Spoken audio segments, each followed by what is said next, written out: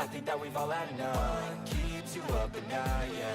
Make all the demons quiet, yeah. We were built to thrive, yeah. I think that we've all had enough. Yeah, I think that we've all had enough. Sick of dealing with the old plan. They know that we're calling it wrong. You got me like, oh yeah, I think that we've all had enough. Sick of dealing with the old plan. They know that we're calling it wrong. Hey, it's too late to try to go contain it. A generation fueled by creation. We live lives on a small screen nation. We control the airwaves, no negotiation. I refuse to think we need saving. Something good will come from creation. And when we think that the world is too anxious, we'll adapt, evolve, survive, and save it. What keeps you up at night, yeah. Make all the demons quiet, yeah. We were built to thrive, yeah. I think that we've all had enough. Keeps you up at night, yeah.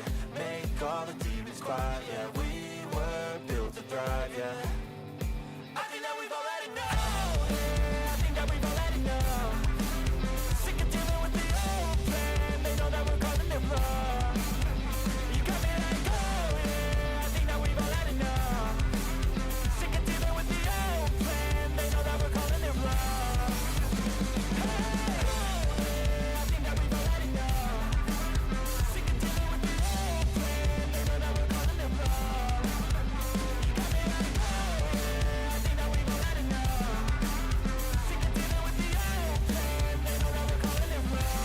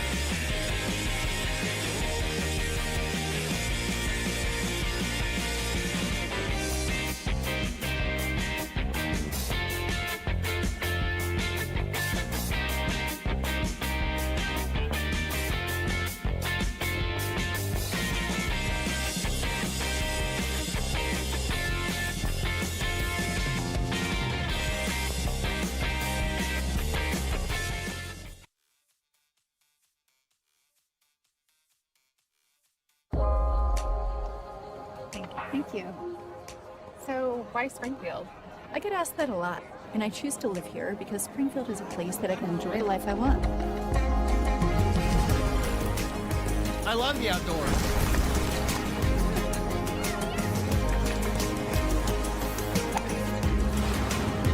You can be on the lake in just a short drive. It only takes me 10 minutes to get to work. Or off to anywhere in the world. I know my kids will be safe and well educated. There are really good job opportunities after graduation. I'm able to work remotely and create on a high level. The healthcare options in this area are incredible. The options for housing and cost of living are so affordable.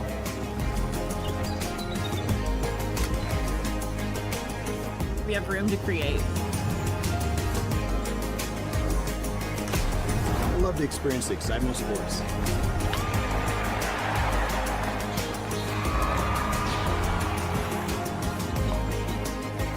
Can't beat the food.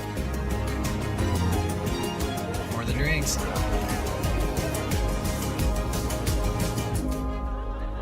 Why Springfield? Because all the pieces you need to create your own story are here. The only thing missing is you.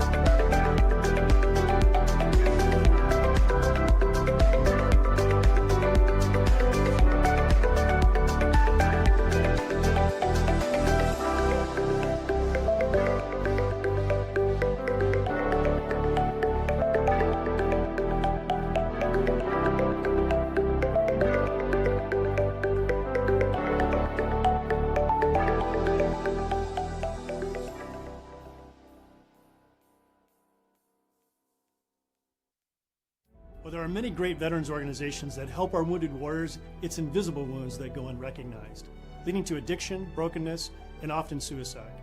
The Warrior's Journey is a nationally recognized veterans nonprofit headquartered here in Springfield, Missouri. Our programs have helped over 15,000 warriors face those invisible challenges, saving thousands of lives and restoring countless families. No paperwork, no red tape.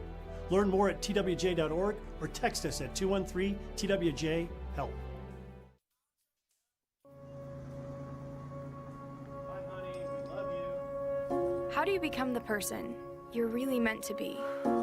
How do you reach beyond what you thought was possible?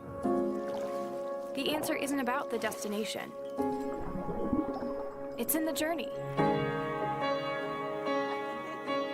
It starts when you become part of something bigger. When you join a community that works together to lift each other up. A place where you form lifelong relationships and encounter life-changing experiences. It all starts when you go beyond. At Drury University, we take a personalized approach in combining hands-on learning, meaningful mentorship, and real-world results to make sure you have every opportunity to succeed in both your life and career. Maybe it's fusing your passion for research with your devotion to caring for others, or turning your love of learning into a lifetime of teaching. Maybe it's realizing a busy life doesn't mean you have to give up on your lifelong dreams, or using music to do something more than just entertain, or combining your entrepreneurial spirit with your affection for the arts. The path you take is up to you, but you won't be alone. Along the way, you'll receive mentorship from faculty who take the time to understand you, whether it's staying after class to look over an assignment, or just hanging out during office hours. Your journey starts here, but the Drury experience goes beyond the boundaries of the classroom and around the world. So get outside your comfort zone, join a club, play a sport, get loud, take center stage. Ask to have class outside just because you can. Fuse your brightest ideas with your best memories. And if you get knocked down, get back up. We'll be here for you. This is your journey. This is where you belong. Look around. This is where you become who you're meant to be.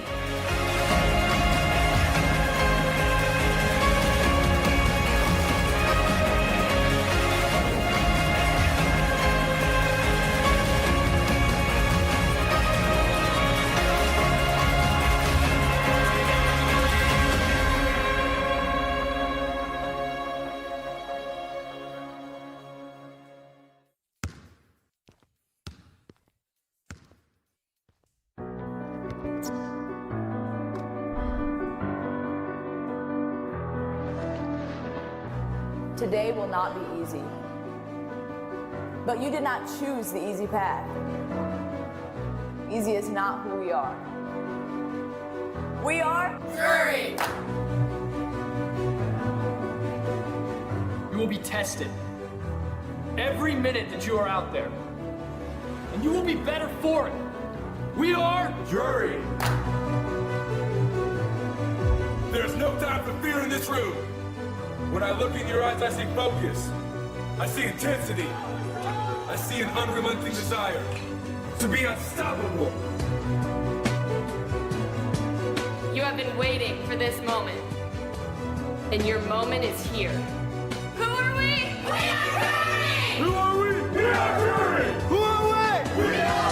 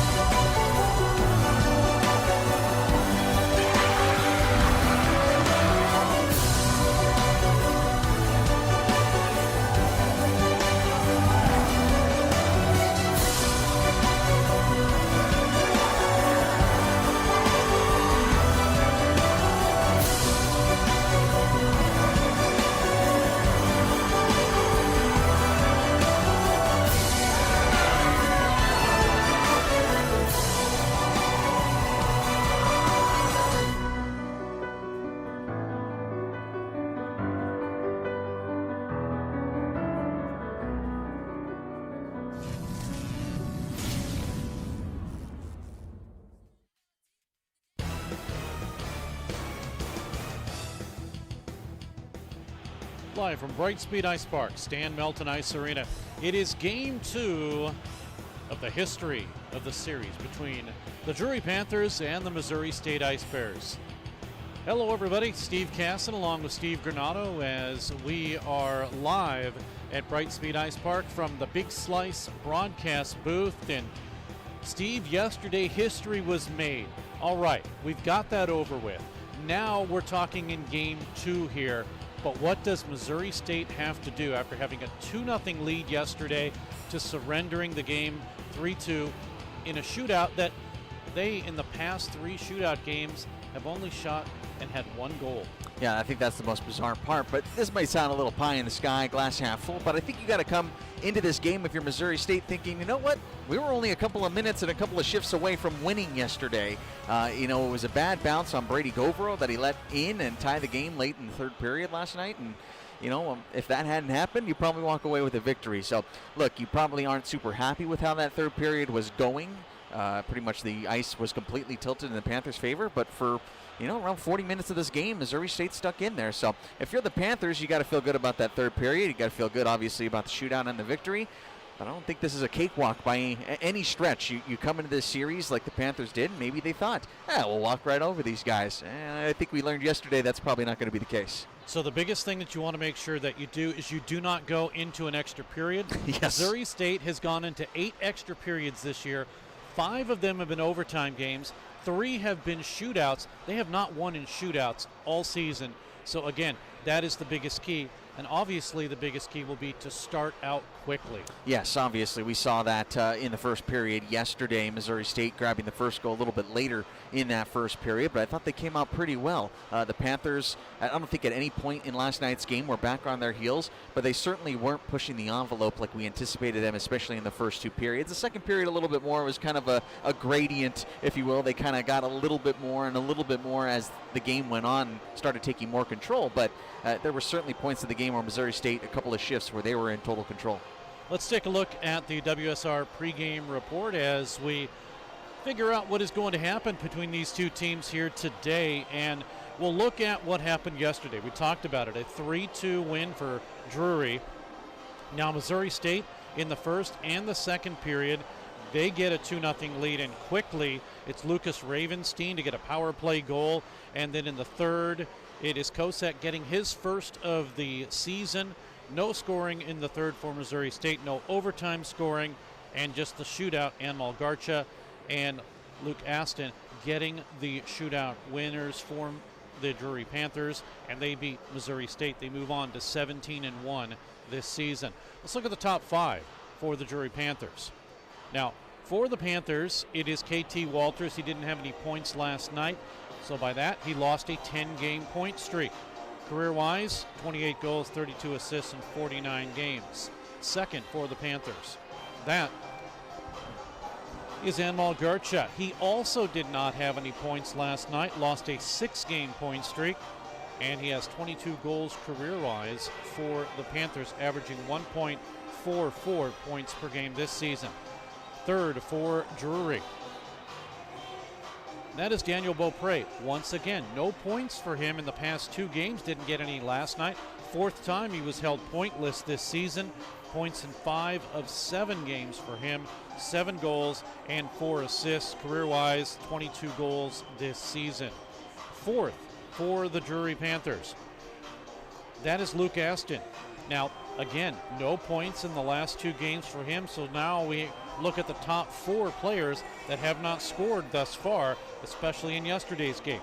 Points in 4 of 6, 23 goals to his career this season. 5th for the Panthers. Matthew Johnston, no points in the last 3 games. 3 goals and 6 assists in the last 7 for him. 18 goals on the season, averaging 1.06 points per game. The goaltenders for the Drury Panthers. Once again, Joseph Kuchazel, he'll start. 1.91 goals against average, a .930 save percentage, 12-1 this season. The visitors. You say visitors, but Missouri State, who loves to play here at home, has the top 5 of Duke Bacardi. Now, Bacardi, speaking of streaks, Duke lost a 12-game point scoring streak for him. Also had a 4-game assist streak that has gone by. Hunter Bolger with an assist yesterday. He has a 5-game point scoring streak, so he continues that. Justin Rapp got an assist last night, so he has now 1 goal and 2 assists in the last 3 games. Colby Weber is 4th. He had no points last night, but his last set of scores was 2 goals against Midland, October 22nd. Henry Vest is 5th. Vest with a 2-game point scoring streak. Of course, with his tally last night, had an assist, and so he continues his scoring ways. We'll take a look at the goaltending for Missouri State. No secret. Well, maybe it is a secret. Brady Govero not in net tonight. It is Artur Jalavian. He will be in. 3.75 goals against average and an .884 save percentage. So for Missouri State, Steve, and my apologies, it was a last-minute change. They are starting something different. They will not go with Govero tonight. Artur Jalavian. Now, for Jalavian, his last start was a 7-1 loss against Midland November 21st. He only played 30 minutes, 29 seconds in that game, so they're going to go back with him tonight.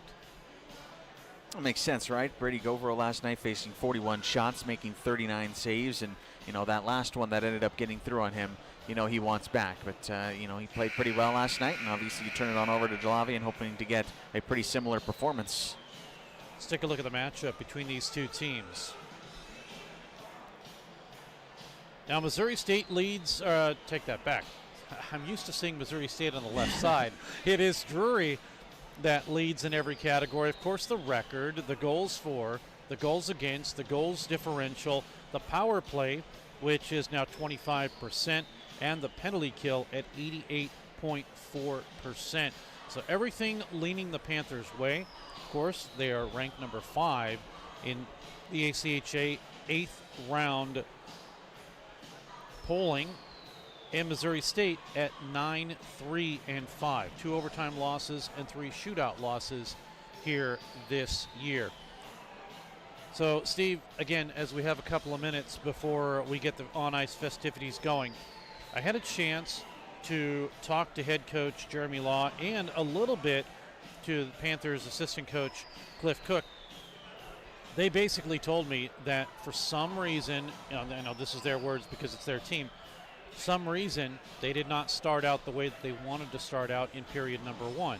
So if you look at that on Missouri State's side, okay, does that mean that Missouri State has to come out even stronger than they did for the potential of an onslaught by Drury? You know, what happens in the first few minutes of this first period will dictate, I think, what's going to happen the remainder of the game. And that's what we anticipated last night as well, right? Especially considering that Missouri State came out strong. I wouldn't say a complete ice tilt in their favor, but they were moving the puck really well through the neutral zone and especially in the offensive zone as well, right? We made numerous markers of that in that first period, especially they continued that past the first intermission a little bit, and then around the midway point of the game that started falling off a little bit. So I think for Drury, that's probably one spot of the game you're looking to try and control a little bit better. Just the open space in the offensive zone for Missouri State to work. They were allowed a lot of space to work. And look, there was a lot of open ice last night, and that happens, and it happened on both sides. But I think especially when you're looking at trying to get out to a better start, you got to try and cut down those passing lanes because the MSU just had too much room to work in the offensive zone last night. Let's close out the WSR pregame report here as we get ready for the on-ice festivities at Brightspeed Ice Park. The fans have, I think, filed in more than they did yesterday, if that is an option, because the fire marshal says 1,202 is the most you can do. I say 2 because why not? But we are ready for the introductions of the on-ice festivities, the starting lineups, and all of that, including a special puck drop here tonight as we get ready for Kevin Klein to take us through all of that. Good evening, and welcome to Silver Dollar City Weekend at the Stan Melton Arena, inside Brightspeed Ice Park for this historic weekend of college hockey.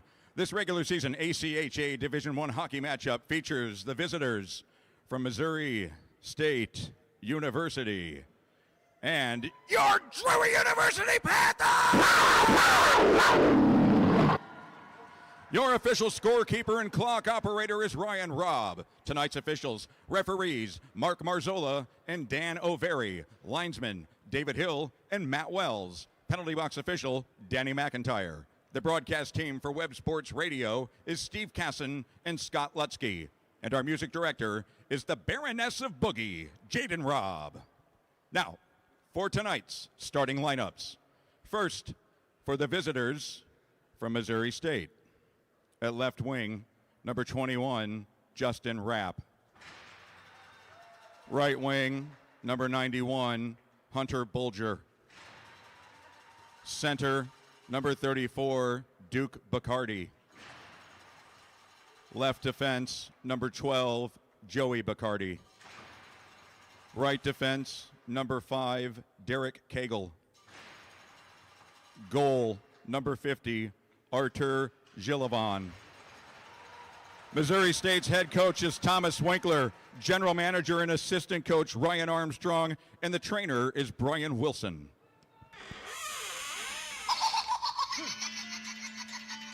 Who is that? Who's in there? Hello, Missouri State. This might be your backyard, but this is our house. And you just stepped inside. You shouldn't have. Turns and shoots, he scores! Turns and shoots, he scores! Turns and shoots, he scores! He scores! He scores! He scores! Now that you're here, you want to play a game.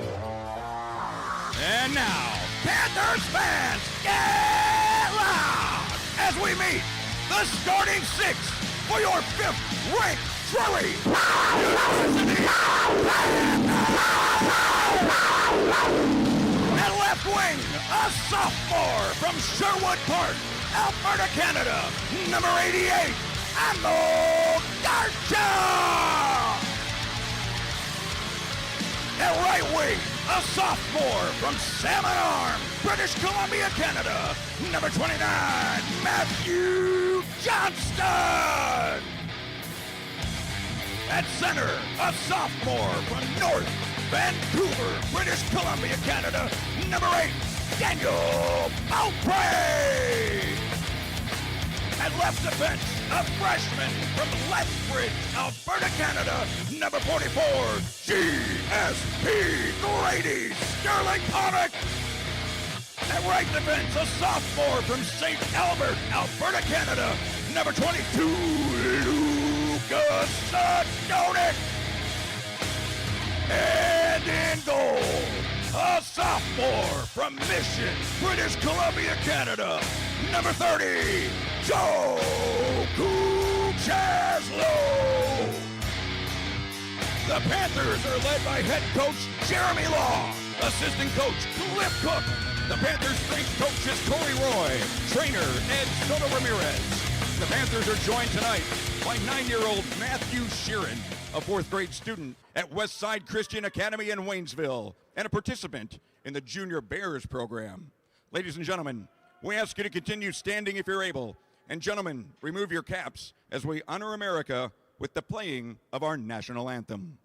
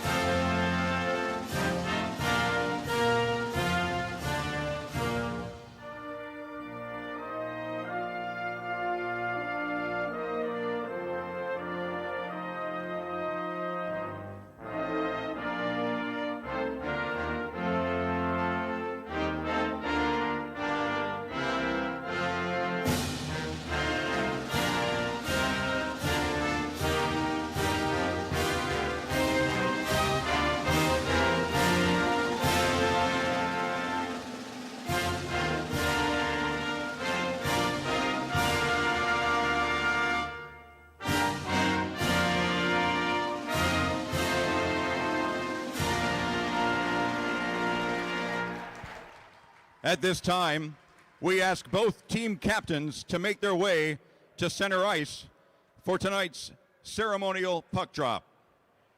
This evening, we welcome a man with ties to both Missouri State University and Drury University as the voice of the O'Reilly Family Event Center, serving as the public address announcer for Drury University men's and women's basketball, and also as public address announcer for Missouri State football, basketball, and baseball, in addition to the Bass Pro Tournament of Champions, which he's announced since the event's inception in 1986. Ladies and gentlemen, please welcome 2020 Missouri Sports Hall of Fame inductee, Mr. Rick Jester.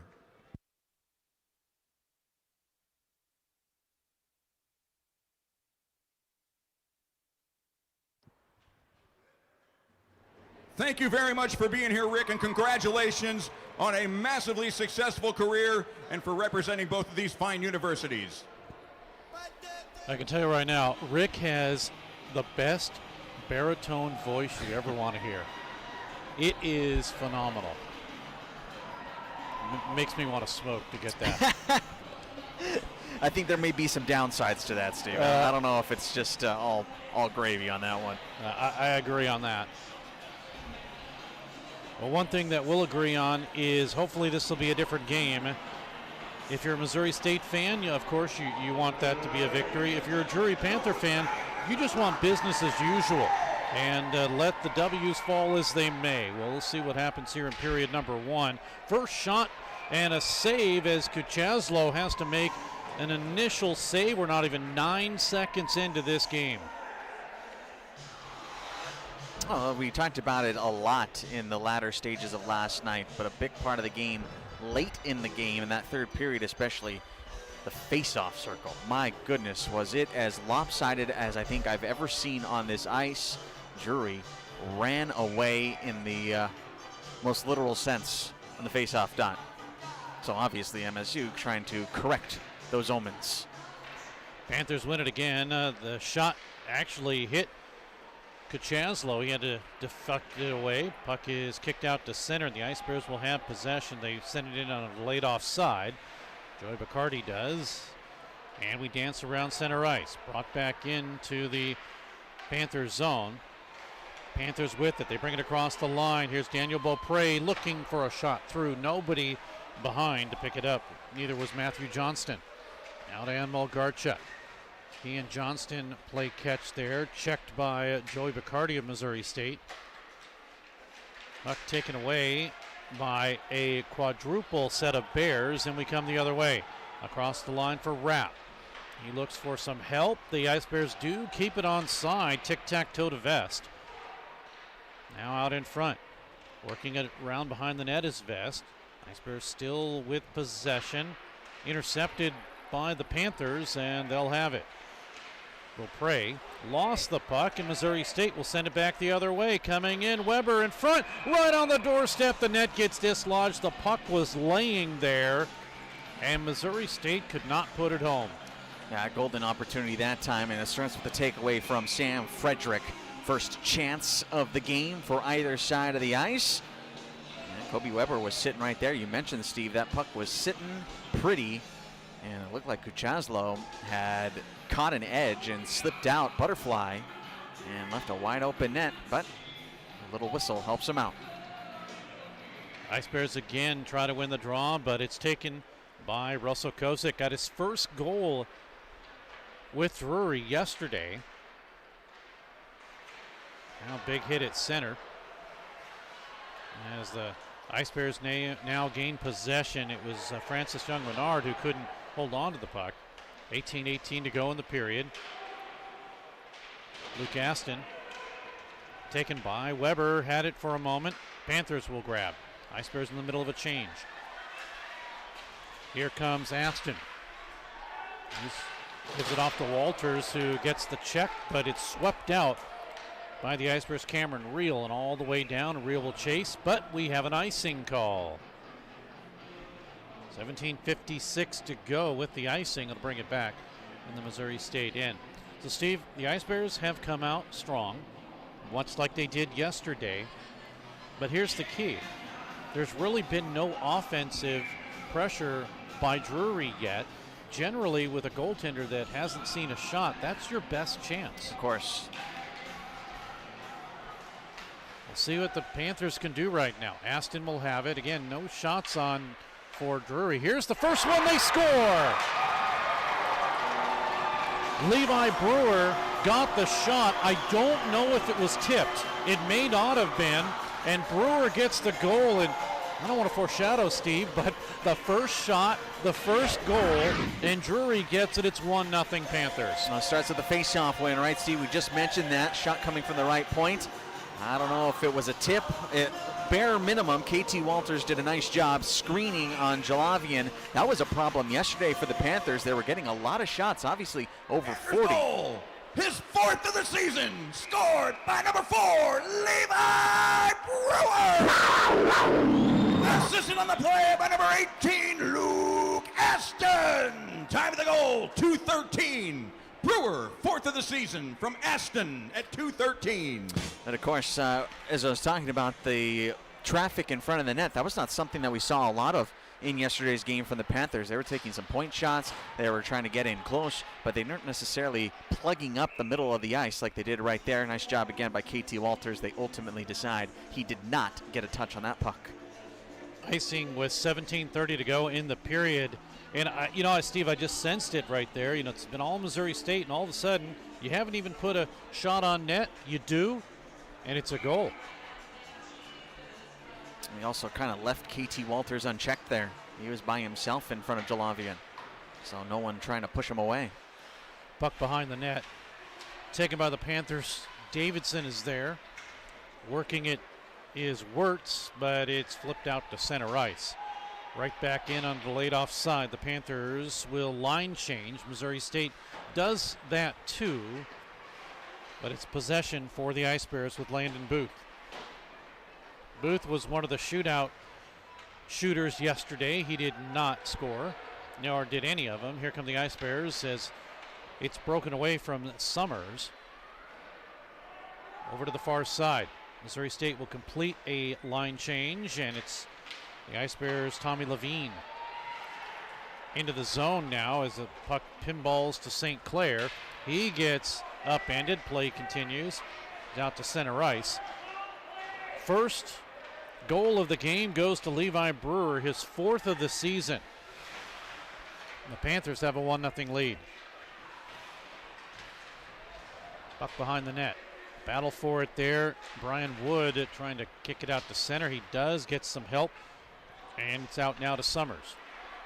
As far as the Drury bench and sent right back in, icing will be the call. 16:10 to go in the period.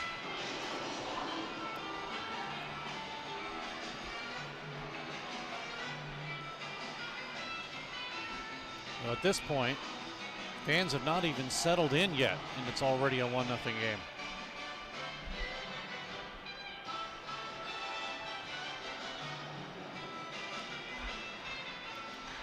Draw one. Panthers with control in their own zone. Back behind the net, Kosek. Going to center it to Gale. Now here come the Panthers. Across the line to Devin Jamieson. 1 goal, 5 assists this season for Jamieson. Intercepted by the Ice Bears. Flipped out by Jack Dapron. And sent right back in on goal by Francis Young-Menard. Puck tipped in. 15:40 to go. As soon as it's in, it's returned right back in to the Ice Bears defensive zone. Here's Garcha with it. Garcha for Drury. The top 5 players did not have any points in yesterday's game. They did not figure in anything, and you kind of wonder if they could get things going, what type of game it would be. Driven wide of Kuchaslo. Line change for the Panthers when the next opportunity is. Puck gets flipped up and out of play, and this will be that opportunity for that line change. We talked a lot yesterday about clean entries, easy entries as well, Steve, and that seems to have kind of carried over into today too. First 5 minutes of this first period. There hasn't been a lot of blue line pressure on either side of the ice just yet. KT Walters comes in to take the draw from Duke Bacardi. Walters wins it. Drive goes over to the far side. Now it'll be sent by Sterling Ponick. Rimmed around to the near side boards. Puck squirts free. Duke Bacardi's there. He'll kick it out to center. And with some help from Justin Rapp, it makes its way back down to the Drury end of the ice. 14 3/4 remaining in this period. 1-0. Strange to say the home team, because Drury, of course, plays at home. So does Missouri State, plays here at home. Next year, it will be Missouri State who will be the home team. And they'll alternate that way. 14:24 remains in the period. Nice Look out. Go ahead, Steve. Nice little look there from Hunter Bulger. Puck kind of bounced to his stick, a friendly hop, and he gets a good look and gets the leg pads tested that time from Kuchaslo. Front of the Drury bench. Now the Panthers with possession again. Cagle for Missouri State. Glove down by Henry Vest. 6 goals with the one that was afforded yesterday to him. 13:50 to go. I remember Henry Vest twice yesterday. Also went down in a heap. The first time had to be ushered off of the ice. Didn't necessarily need a whole bunch of help physically, but did exit the game after the first period.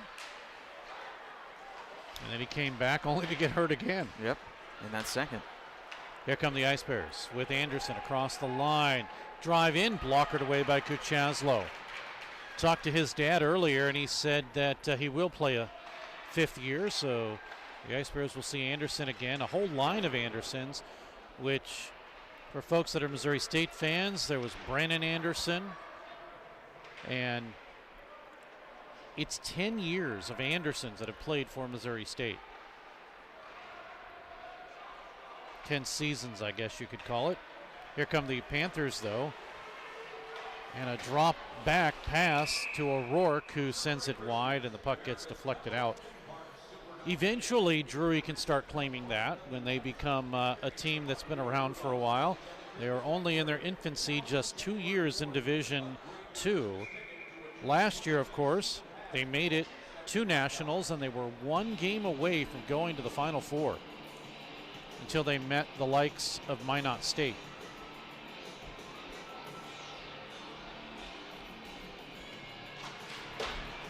Draw one, fought for. Gale tries to pick it up. Goes into the near side. Pushing his way through is Jack Wirtz. Panthers have it, and right in from Jamison, a drive that Jalavian will hold on. 12:44 remains. Was in the tunnel earlier, Steve, and talked to Stan Melton, the godfather of Missouri State hockey, and he said, "Hey, did you hear the news?" And I said, "What news?" And he says, "Missouri State and Drury have agreed to only play games against themselves." And I said, "Well, okay, Stan, but you'll never win a league tournament, and I don't know if that's legal." Here's an opportunity for Jameson. A shot comes in, tipped, they score, but they're going to wave it off. It'll be waved off. It was tipped above the crossbar. It will not be a goal.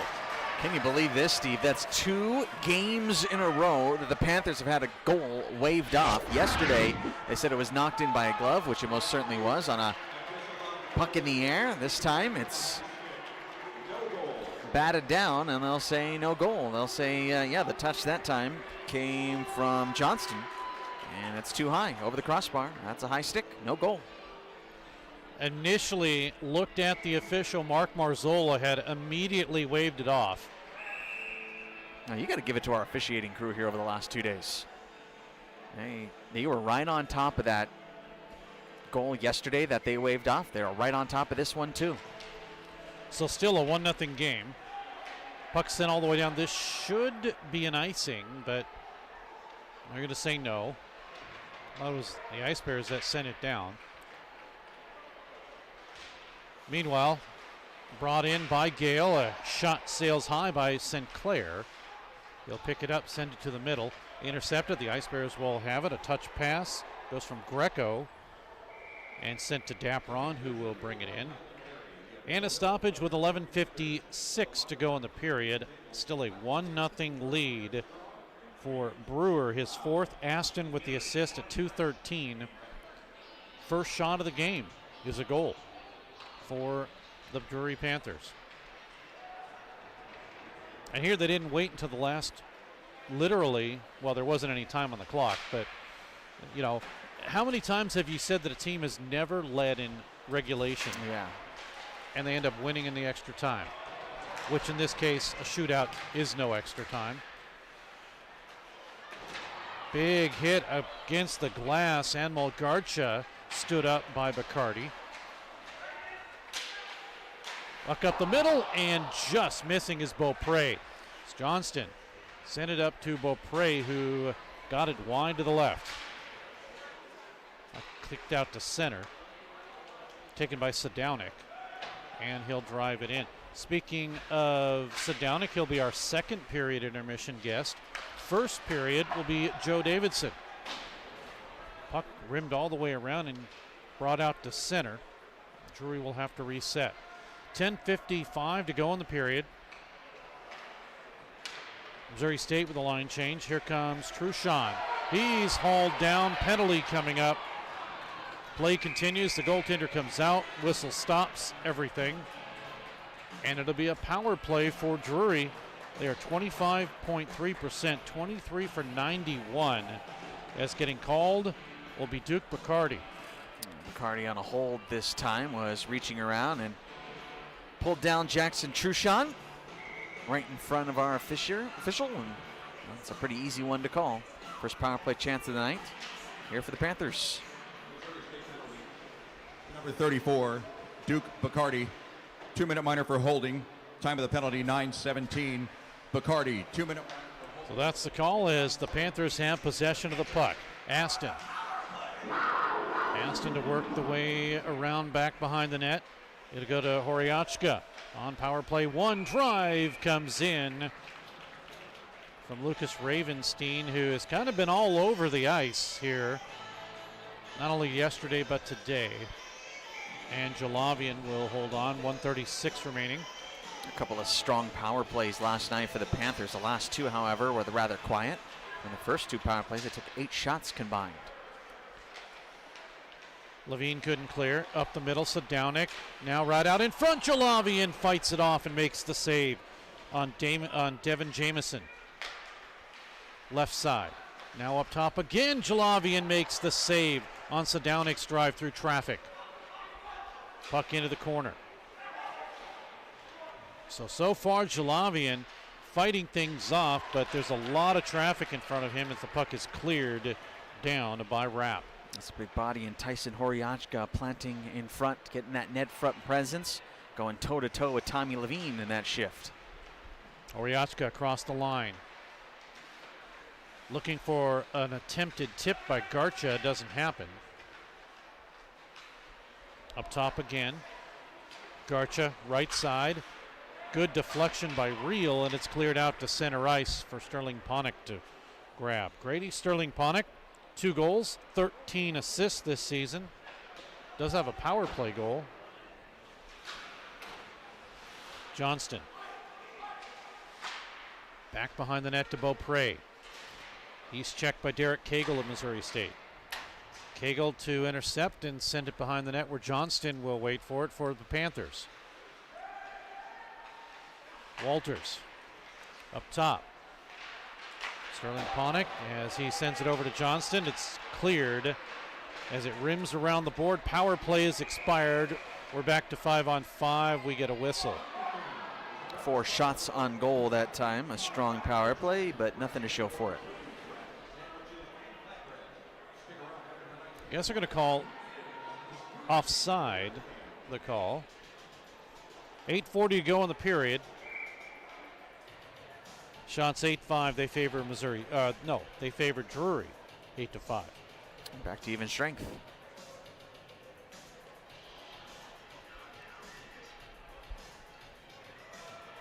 Well, now they kick out Horiachka. Davidson will come in to take the draw from Jack Wirtz. Panthers will send it in. 8:30 to go in the period. Here's Lasante. He'll bring it ahead. Henry Vest across the line. Back and forth they go, but it's intercepted by the Panthers on the tic-tac play by Vest and Weber. Puck is grabbed by the Panthers. They'll have it across the line and in the zone. Drop it back. Here is Young Menard with a drive, and getting a piece of it was Jalavian. Rebound out in front. Jalavian has to make another save on Joe Davidson. And the puck is going to come out, and drawing a penalty are the Ice Bears. Going into the box will be Ethan O'Rourke. Looks like the stick just got stuck in the blade, tripped him up. Just before that play, however, Steve, Jalavian a little lucky that Joe Davidson didn't get to that puck faster. He did not know where the rebound went and did not have the far side covered. Was not on that post. He was shifted to the near side post and left a wide open net. This time a penalty, and the Ice Bears will get their first chance. Chance to tie the game for Missouri State. So we get a stoppage here. 12:09. O'Rourke, 2-minute minor for tripping at 12:09. 7:46 to go. Face-off, I believe, is coming outside the zone. It will. So 1:54 remaining in the penalty. Missouri State on the power play. They are 16.7%, 12 of 72. Their special teams last night a little quiet on the offensive side. See if they can get something going this time. Here come the Ice Bears with a 3-on-3 into the zone. Once again, it's led by Rapp. Over to the right side. Bacardi could not grab. It's past the point and cleared all the way down as it went past Joey Bacardi.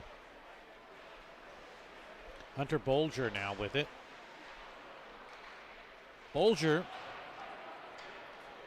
played for the World University Games at Torino, Italy. 5 goals, 6 assists in 7 games he had. Did Hunter Bolger. Call this one a high stick on Duke Bacardi playing that puck. It was borderline, but they ultimately rule was played too high. Face-off will come outside the zone with 7:03 to go in the period and a 1-0 Drury Panther lead. Levi Brewer's fourth. That's been the only goal on the Panthers' first shot of the game. Up to that point, it had been all Missouri State. Ice Bears lose the puck. Coming short-handed is Luke Aston. But the Ice Bears will have possession. Killing precious penalty time off. Sent in by Weber. Near side boards. Now to the left circle. Dropped down in by Dapron. Up top, Cagle. He shoots through traffic. They score! Just like the first goal was scored by a defenseman, I believe this one is scored, but it may have been tipped in because Kaspick is leading the line.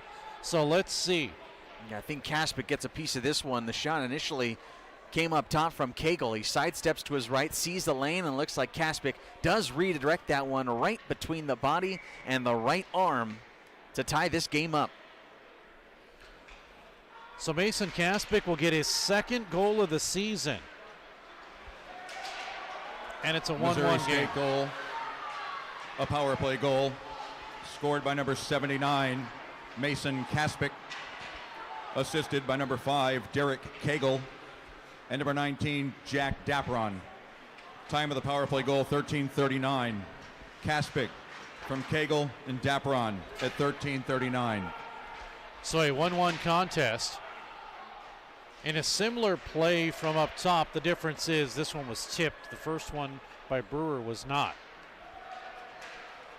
But for Kaspick, he gets his first goal since November 8th against Colorado State.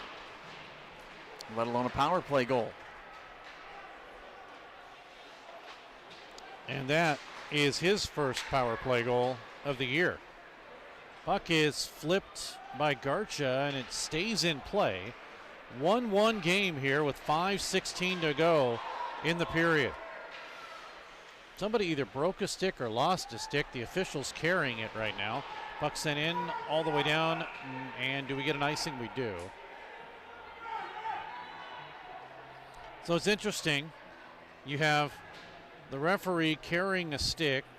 At the same time, he's trying to figure out who should or should not be on the ice.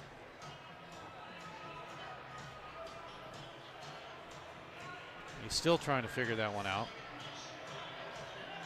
It's kind of like in football where if you've already thrown the flag, the next available thing is your hat, so half the time they'll throw a hat. The referee has nothing. Yeah. Ingenuity. But then again, you don't throw anything on the ice anyway when you're calling a penalty. Well, at least you're not supposed to. Very true. Aston, after the draw win, Ice Bears are able to get it out. Dapron will send it down, but it's Drury with possession. 4:55 to go in the period. Here's Lasante. We're seeing a lot more playing time has Lasante recently, and been making the best of it for Missouri State. Puck is sent down into the Ice Bears zone. It'll be Bacardi with it. Now to Dapron. Leads it to Summers. Also been seeing a lot more playing time for Missouri State. Now down in as Lucan Ravenstein will push his man behind the net. Taken away by Caden Slobodian. 8th game for him. He's still looking for some points.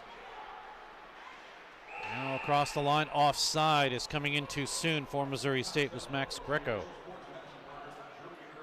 You mentioned Nick Summers. He had a nice scoring chance last night. There were a handful of Bears that had a couple of opportunities. Remember, twice in yesterday's game, Justin Rapp getting it off the plumbing. Had one off the crossbar in the first, and in the third period, hit one off the near side post. 1-1 contest here.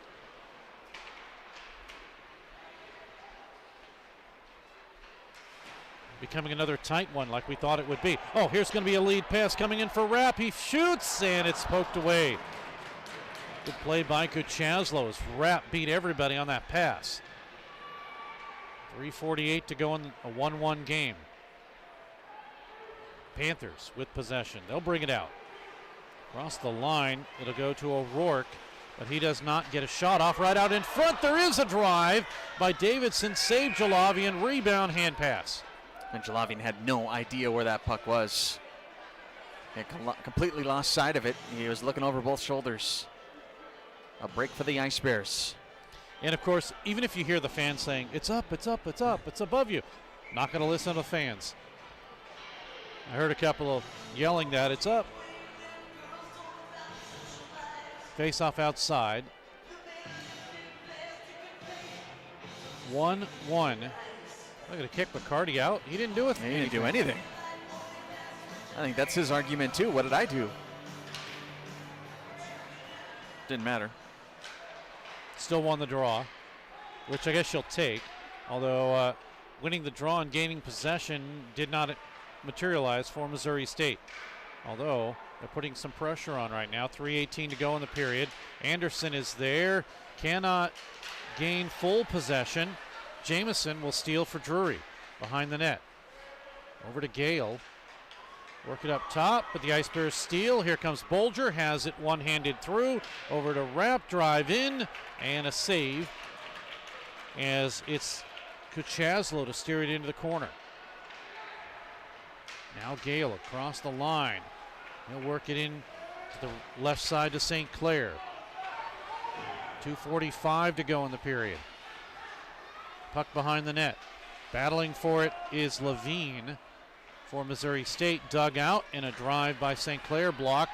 Up top, Young Menard with a shot that cannot make it through a bunch of bodies. Here's St. Clair. Oh, you know what I think he was going to try to do as the puck is taken away. I thought St. Clair was going to try to shovel that puck and maybe do a Michigan or something, but he had lost the puck on his stick. As he had the open corner, Jalavian was kind of not paying attention to him. Puck behind the net. Hunter Bolger did that against Colorado State once. Here's a drive by Young Menard. It's blocked. Kaspick has an opportunity as he races in. Kaspick trying to get a shot off, and a good play by Matthew Johnston to just deflect the puck away. He did not get full wood on that puck. Did Kaspick. Garcha had it go off of his stick, but then the shot from the left point by Ravenstein makes it through. Puck tipped out to Weber across the line into the zone. Weber, his behind the back pass to Kaspick doesn't work. Grabbed by Daniel Beaupre. Line of Beaupre, Matthew Johnston, and Anmol Garcha. They stay intact from yesterday's lineup. 2 line changes for the Panthers today, including Ethan O'Rourke and Tyson Horiachka, along with Joe Davidson making up a line. 1 minute remaining in the first period. Less than a minute as you hear from Kevin Klein. Brewer with a drive in looking for 2, and it gets deflected by Jalavi and up and out of play. The other line that has changed is the 4th line. It's St. Clair, Jared Gale, and Devin, that is, Jamison. The other 2 lines have stayed intact for the Panthers, including Luke Aston, Jackson Truchon, and KT Walters, but we haven't seen much of that line. They are on right now, though.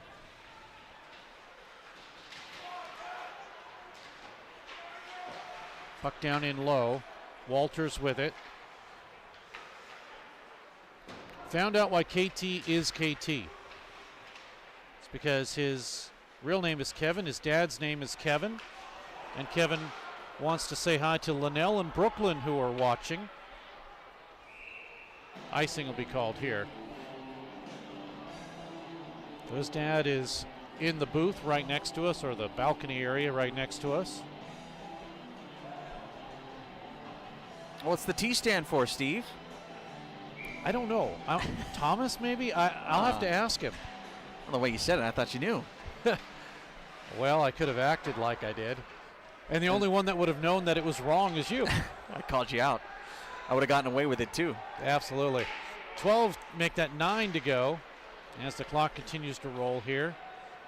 Now with 5 in a drive that is Summers's, and we get the end of the period. Shots on goal after 1 period. Arthur Jalavian faces 12. 10 on Joseph Kuchaslo, and a 1-1 contest. Penalty at the 9-7. So they're going through penalties. Goals here, 2-13. Brewer, his 4th. Aston with the assist, 1-0 Drury. And then Missouri State on the power play at 13:39. Kaspick, his 2nd. Cagle and Dapron, it's 1-1. Missouri State, of course, on the power play. They are 1 for 1. Drury 0 for 1. And penalties, 2 each. Well, 1 for each team, but 2 total penalties. And 1 for 2 for Missouri State, 1 for 2 for the Panthers. We'll take a break in just a moment, but Steve, very quickly, your assessment of the first. Did you feel like it went the way you thought it might? At times, it looked like the third period last night, which the Panthers took control, but there are also times where Missouri State looked a little more like their first period selves last night. So, yeah, a little bit of a coin toss. Obviously, when you look at the numbers, it kind of reflects how I'm feeling on how that first period went. The opening 20, fairly even-keeled, some chances on both sides. I will still give a slight edge to the Drury Panthers, however. We'll take a break, and when we come back, we'll hear from Joe Davidson of the Drury Panthers. 1-1 after 20. We'll be back. Pearson Kelly Office Products presents Great Moments in Office Technology. When Julie gets bored at work, she writes funny captions to pictures of animals she found online. Then she realized she could send all of her pictures in one gigantic message to her coworkers. At that moment, Julie created Junk Email. Now, employees can enjoy their days watching auto-tuned sneezing pandas. There are plenty of ways to waste your company's money. Your copier shouldn't be one of them. Pearson Kelly Office Products. Business made simple. back at Brightspeed Ice Park. Steve Casson now with Joe Davidson of the Drury Panthers. 4 goals, 4 assists, so not too shabby right now for a team that really has almost everybody on the scoreboard at this point. But second year with the team, you've been able to see what this team has done over the past couple of years. What are your thoughts about what you've been experiencing now? I mean, like especially this year particularly, we've just gotten so much more. So we picked up some depth pieces in the off season, and now I think compared to last year, we're up there with those top teams, and we can compete, and we've got a real shot at the title this year. You had a chance, and you were able to face Ohio, which is probably one of the most top teams that you're going to see. What did you think about that game? Obviously, it was a loss. It's something you didn't expect, your first loss of the season going through the Chicago Classic. But what did you expect to see going further, maybe what the team needs to do or maybe what the team faced? Yeah, I know. We kind of came together as a team and just realized that we kind of gave them too much respect. Since last year at Nationals against Minot, we hadn't really played a team as high caliber as Ohio was, and we just came out of the gates a little bit slow, gave them too much respect, and played scared. But we noticed in the second period when we played our game that we're right up there, and if we play a full 60 like that, then it'll be a different story. Was it kind of one of those Hoosier moments, I don't know if you've seen the movie or not, where the coach basically puts the players on the basketball court and says, doesn't matter if you're playing the top team or the worst team, the rim's still 10 feet. I mean, is that kind of what happened where you're like, hey, it's still a 4x6 goal? Yeah, I mean, that's pretty much what went through our heads, like heading into the second there. You get in your head prior, like the game starting, when you look at the other team's roster and you see where guys have played in comparison to like guys on our team, and for that reason, we just gave them too much respect. But yeah, like I said in the second, that's a perfect analogy. We just came out and played the same way that we usually do. And the same thing for this club. I mean, you look at it, and pretty much everybody's from Canada. They could look down the line and say, "Whoa, that's why this team is the way they are," because of where they're from. I mean, do you feel that maybe some teams kind of look at Drury as kind of bug-eyed, like, "Whoa, these guys must be playing good hockey"? I mean, I'm sure they do. In a way, though, they probably don't, because the league that a lot of us played in was labeled as Junior B, even though it's probably better than a lot of the leagues that they call Junior A down here. So it's a good thing and a bad thing for us. They can come in and underestimate us if you want, but we're always going to show up and play. So now the first loss is under the belt. It's, in a sense, is there pressure off the team's back now? I don't think we were playing like we had a huge win streak. I mean, the skill of our competition hasn't been awesome. We've kind of been expected to win games up until, Jamestown, Ohio. But getting a loss, it's good because it teaches you, you got to learn how to lose in this sport. You play so many games, you're not going to win all of them, so it's important to lose every here and there, I think. Joe Davidson is joining us of the Drury Panthers. Now, you're from Nelson, British Columbia. Whereabouts is that? It's cold in here. It's hard to talk.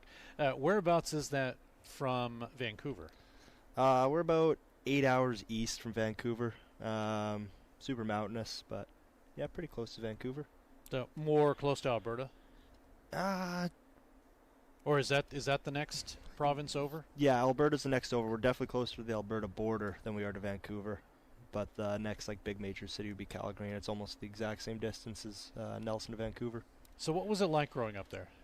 It was awesome. I got to have some really cool experiences. I grew up with a dad who was an avid skier and mountain biker. Kind of lived what you call the Kootenai lifestyle. Did a lot of mountain biking and skiing. Spent a lot of times outdoors, and then eventually just kind of had to make that choice whether I wanted to pursue hockey or just stay in the Kootenays and be a skier. And I just had such a passion for hockey, and I'm grateful I chose that route because I've met so many great friends and had so many awesome experiences.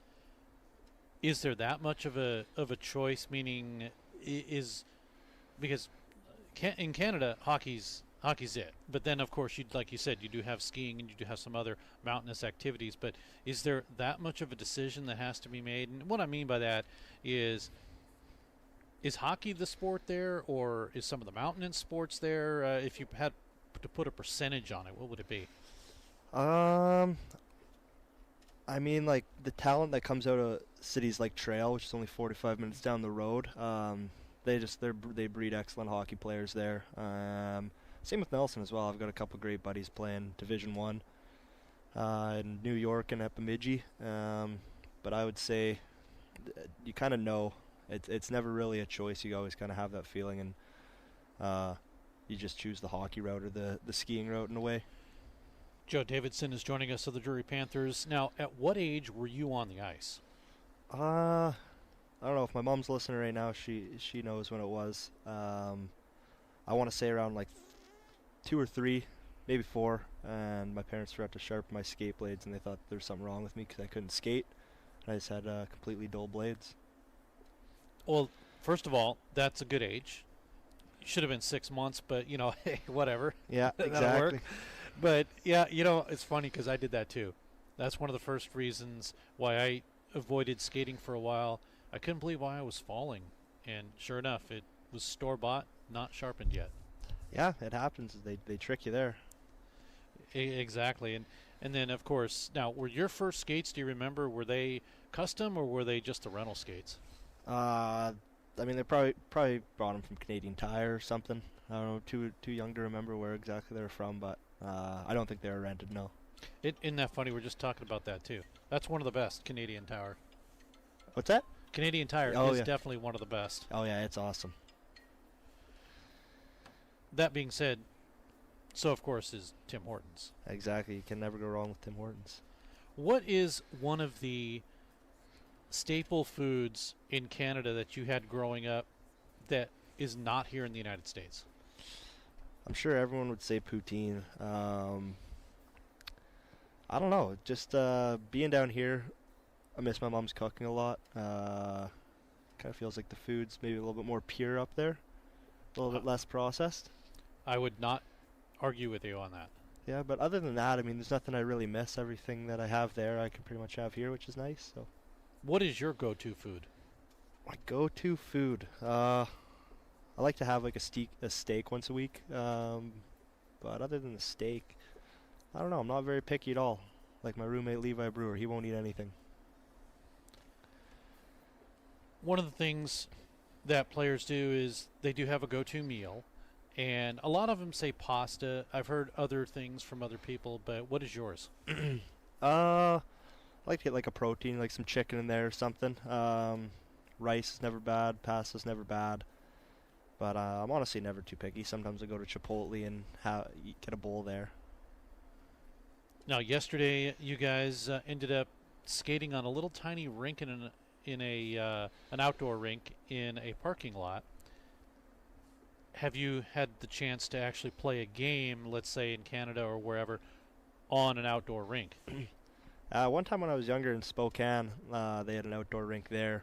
We went down and played the Chiefs there, and it was a neat experience. A regulation game? I mean, a game that meant something, or? We were young. I mean, I'm sure it meant something. It was kind of like a divisional game, I guess you could call it. But yeah, I from what I recall, I think we dominated and won by a pretty good score. Now, you've been here a couple of years, so you've heard all about this rivalry going on, of course, this weekend with Missouri State. What is everybody's thoughts heading into this?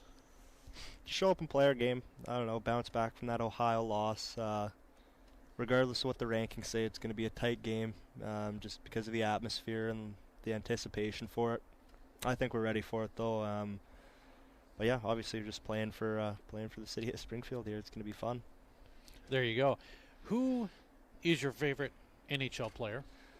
My favorite NHL player growing up was Jerome McGinley for sure. And now, don't know if I can pick one. I like Matthews. I like how Matthews plays. Everyone likes how he and Connor and all the other quote-unquote bigwigs play, right? Yeah, exactly. Yeah. Now, is he someone who you modeled your game after, or? Yeah, I don't think I play like necessarily like him. He definitely gets on the score sheet more than I do. But like obviously he plays the right way. I think he's really good in the defensive zone. He'll get in the way of shots and he'll put his body on the line. He's kind of fallen into that captain role a little bit more than he has in the past. But yeah, I'd say so. Now, as you mentioned earlier, you're kind of in the middle between Vancouver and Calgary. So who is your favorite NHL team? Diehard Flames fan. Always have, always will. Were you part of the group that watched Edmonton and Calgary play earlier? Probably, yeah. I'm sure I was there. Yeah, Battle of Alberta. We've got a fair share of Oilers fans, and I think actually more Flames fans this year with all the new guys. That's what I hear. Yeah. So I don't know. Are they gonna do anything this year? I hope not. It's about time they get a high draft pick. We need someone new in there and spice Calgary up a little bit. It's been pretty up and down for the last couple of years. It has been. It's been a little tough. Let's talk about your family. Any brothers, sisters? I've got a younger sister. She graduated high school and she's decided to take a gap year. She's going to head overseas with a couple of her friends for a few months. And she was in Chicago with us the other weekend. And yeah, I don't know, I'm looking forward to hearing all her stories. I think it's going to be an awesome experience. Where in Europe? She's going to Thailand. Oh, okay. So I was thinking not Europe, sorry, Asia. Asia. Yeah, sorry. Okay. I was thinking, yeah, Thailand last I checked it wasn't in Europe. Yeah, my apologies. It's okay. I'm geographically challenged half the time anyway. So am I, But okay, that sounds like fun. I've heard it's pretty interesting over there. So yeah, she should have a good time. Absolutely. Well, speaking of a good time, you've been having a good time here the past couple of years. What is your assessment of this hockey team? I mean, it's just a tight-knit group of guys. It's always fun showing up to the rink every day. I think that we're just a team that's built to win. Once everyone's bought in and everything, there's no team that's better than us. And I'm so excited for the future of this team. I think it's great. I think this year we've got a real shot, and then even following years we've got the same group for 2 more after this. So really only up from here. At the interviews, if I can say it right, interviews, I always wish players more goals. And right now you have 4. So usually they end up scoring after we talk. So hopefully you get a couple more. Hopefully we can talk more about that next time. And we'll talk about this rivalry and see what everyone thought about it.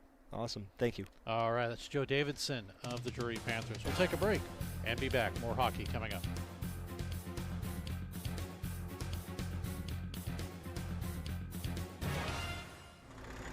This is Barrel Bob, MoDOT's Work Zone spokesbarrel.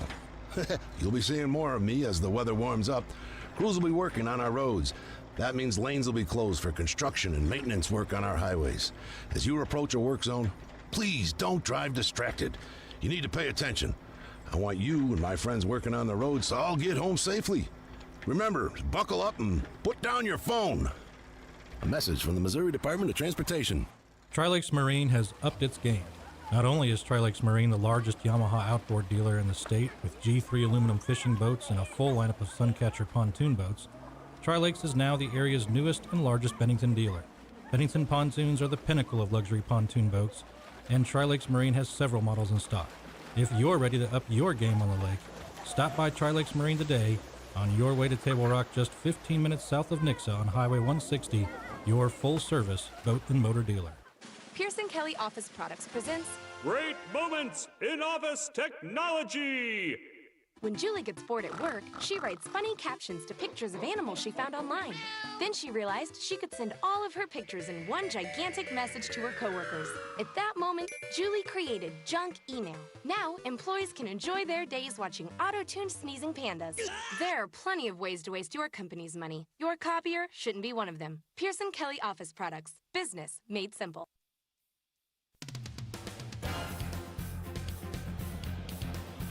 We are back at Brightspeed Ice Park. Steve Casson, along with Scott Lutsky, he keeps us on the air. Marissa Friedman, there's Scott.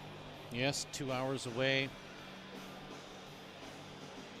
It is our understanding that they are going to have a short little youth hockey game. Now, that was my understanding. The clock counted down from 20 minutes. and we are still waiting for things to happen. We're still down to about 5 minutes left on their clock. Haven't heard anything additional as to what will be going on. I'm the only one here. My camera person is gone. Scott's here. Marissa's gone because nobody was anticipating this delay here.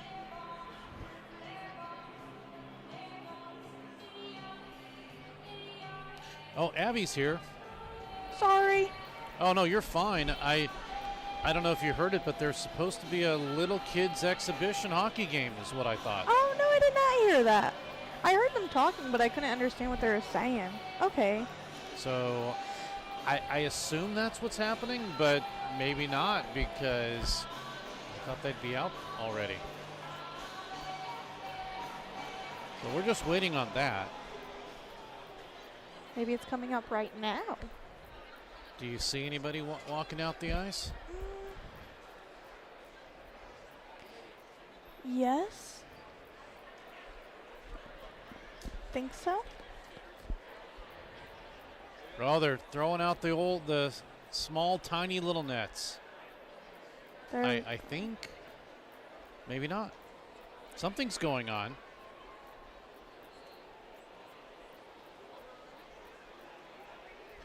We're about as confused as everybody else. And again, it happened because of the fact that they put 20 minutes on the clock instead of the normal time.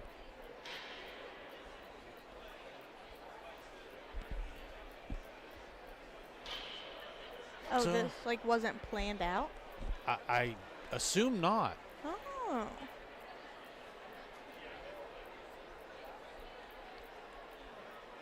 Well, if we had someone to interview.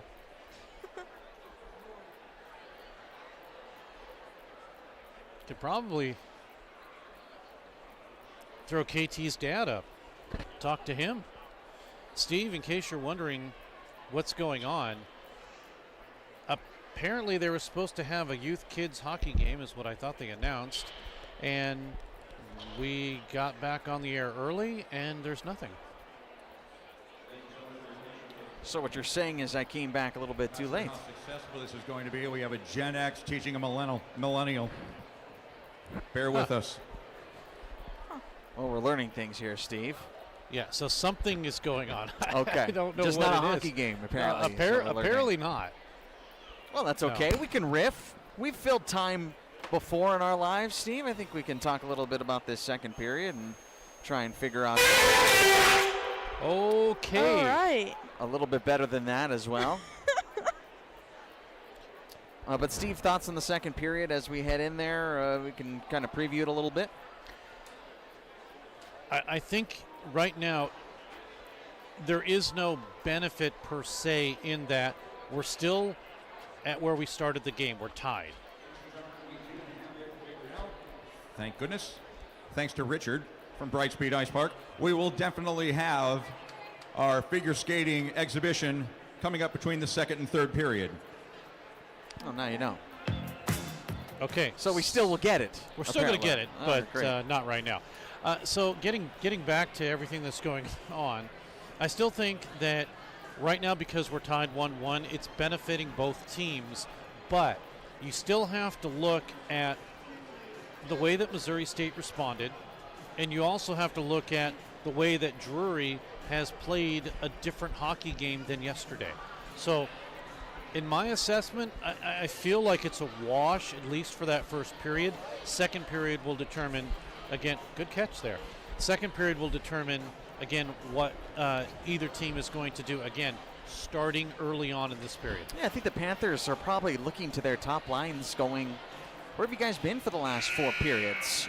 You haven't seen a lot of Jackson Truchon, KT Walters, Luke Aston. Aston probably the most of that trio on the first line, but you're looking at your heavy hitters right now and guys who aren't necessarily getting on the score sheet right now. The guys that you anticipate being on the score sheet. They've been a little quiet here over the last four periods. So maybe you can glass half full that on the Missouri State side and say they've done a good job shutting them down. I think ultimately when it comes to the Drury Panthers, they're probably still not super pleased with how things have gone over the weekend. Yes, they win yesterday. Yes, they played very well in the third period. But by and large, I think Missouri State has really shown that they can hold their own against the big bad Panthers, who they have that reputation this season, and for good reason. They have been fantastic this year. They've been good this weekend, but I think good has been a little bit of a consolation for the Panthers when they think that they are great, and they have been very great. So there's still definitely room to grow for the Panthers. A fairly even-keeled first period, and Missouri State, they still think this game is very much prime for the taking on the Bears side. One thing you do not want to do, again, is to go into extra time. That has been the Achilles heel for Missouri State. Now, they have one of the 5 overtime games. They have won 2, but at the same time, when you are less than 50% in an overtime period, it's got to be tough. We'll see what happens on the period of the long change between two teams as Missouri State has possession first. Bolger with a drive in, and Kuchazlo steers it up and out of play. So Missouri State skates from the left to the right, and Drury from the right to the left in this period. Just 8 seconds have expired. Hunter Bolger comes in with Daniel Beaupre, and Beaupre wins it. But Bolger steals it. Battle for it back behind the net. Beaupre is the benefactor of everything, and it's kicked out to center. Across the line for the Panthers. Beaupre fanned on a shot. Panthers with it again. Garcha spins around. Works it behind the net. 18:29 to go in the period. I've really liked the second line for Drury this weekend. Yeah, it's a line that has stayed intact. In fact, the top 2 lines, as we get Kuchazlo with the save here, have stayed intact for the Panthers. Yeah, obviously you've been watching Drury all season. This weekend's been the first chance I've had to see them in full force. I really like Beaupre. I really liked what I've seen out of Garcha, and Johnston's done a real nice job anchoring that line as well. So this second line has been very impressive for me on both sides of the ice. Now their top line, KT Walters in on the draw along with Luke Aston and Jackson Truchon. Have not seen much of this line here as the number 1. Well, make that 19:05 to go in the period. Puck is broken up. The Icebreakers trying to get it in the zone. They do make it to Bolger. Across the line. Bolger to work the puck. Cross ice pass, left side now. Goes to Lasanti drive, and it was blockered away by Kuchazlo. Puck taken by Walters across the line. Walters pass over to the right side to Truchon. It gets off of his stick for a moment. By the time he grabs it, he's bottled up in the corner. 18:35 to go. Speaking of KT, I found out it is Thomas. Oh, there you go. You knew it the whole way. I thought I knew it, and I did. His dad already told me that the family back at home is watching. They appreciated the shout out, so all is well for KT and his folks as they are in Vernon, British Columbia. Here's a drive looking for his second goal, Levi Brewer. That gets deflected up and away. 18:06 to go in the period with a 1-1 game. Really like the way Artur Jalavian came out to make that stop. Very confident save. Aggressive. Took away the shooting lane. Got the angle right. Stuck it. Nice save. Shots 13-12 now. Getting a little even between these two teams. Much more even game here today. Delayed offside as the Ice Bears will need to clear the zone. They do. Panthers have possession in their own end. Puck flips out to center across reel, taken by O'Rourke. Here is O'Rourke's drop back pass to Horiatska. Drive, save, rebound. Here come the Ice Bears. They have a 3-on-3. They bring it across the line with a toe drag and a drive by Vest. That one's kicked out by Kuchazlo. We come the other way. A slow rolling puck, nobody getting to it, and that's got to be the worst for a goaltender. It's rolling towards you. You don't want to make a move. Nobody's going after it. You just have to wait. And a shot was taken too. You can count Brian Wood on that one. Nice job tying up Joe Davidson, who is the lead man, the lead candidate to try and get possession there. 17:05 to go in the period. Puck is moved out to center. The Ice Bears have a 2-on-2, but they forgot the puck. Sent in by Weber. Line change for Missouri State.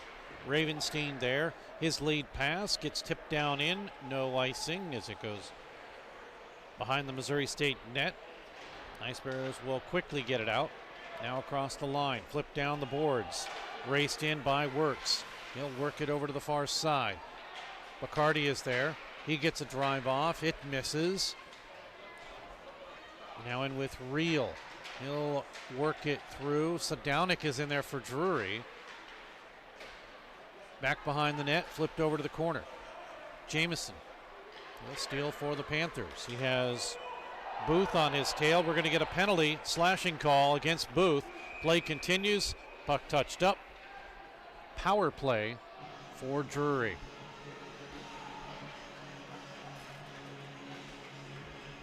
Kind of don't want to see that. It's behind the play. At a high stick. They're going to call a high stick instead.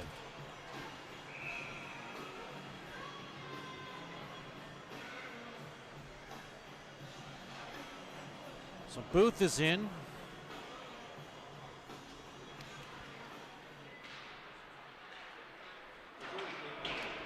To number 90, Landon Booth. 2-minute minor for high sticking. Time of the penalty, 3:50. Booth, 2-minute minor for high sticking at 3:50. The Panther. So a power play for the Panthers. And of course, writing my information on the wrong side again. Meanwhile, it's Garcha. Drop back. Sterling Ponick with a shot in that missed over the net. 15:38 to go in this period in a 1-1 contest. Here's Garcha again with a drive. It's loose left side. Picked up Sterling Ponick with it. Garcha right side again as KT Walters skated right through the crease. Now we'll pray. He waits, he shoots, it's blocked. And Sam Frederick had tied up the stick that time. Panthers still with it. Garcha sends it over to the side, tipped out by the Ice Bears. 55 seconds remaining. Yeah, I think had KT Walters had that stick free, he would have had a perfect redirect. It wouldn't have taken much, just poke the stick and put it home. Shots 14-13 in favor of Drury. They have possession now, and they'll try to work the puck again. Sadownik sends it over. Beaupre with a drive in, and Jalavian will make the save.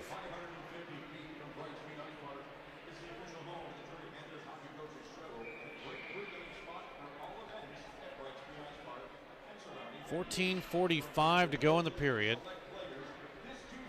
And 35 seconds remaining in the 5-on-4.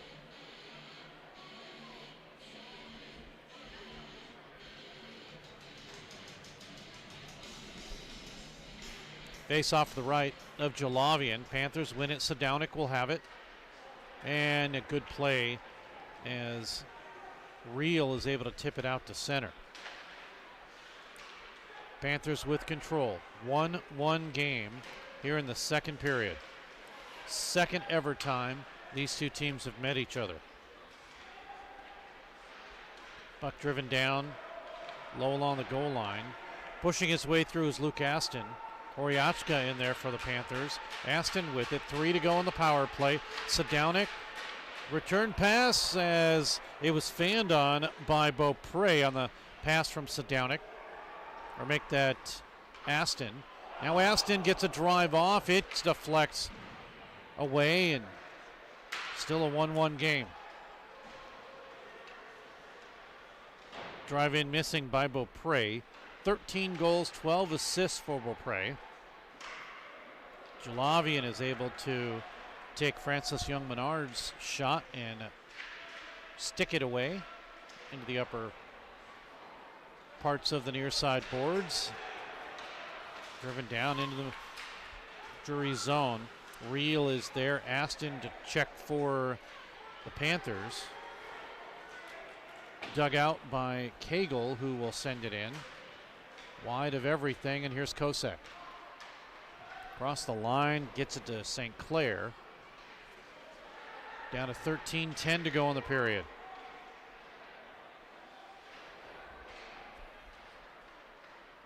Puck flipped out to center and sent down.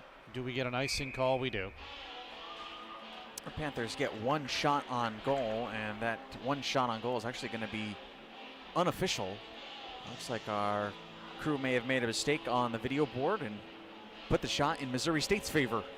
Maybe old habits die hard here at Brightspeed Ice Park, but shots up there here at the rink should be 16-13, but they gave a favor to Missouri State. So regardless, came up empty on that trip.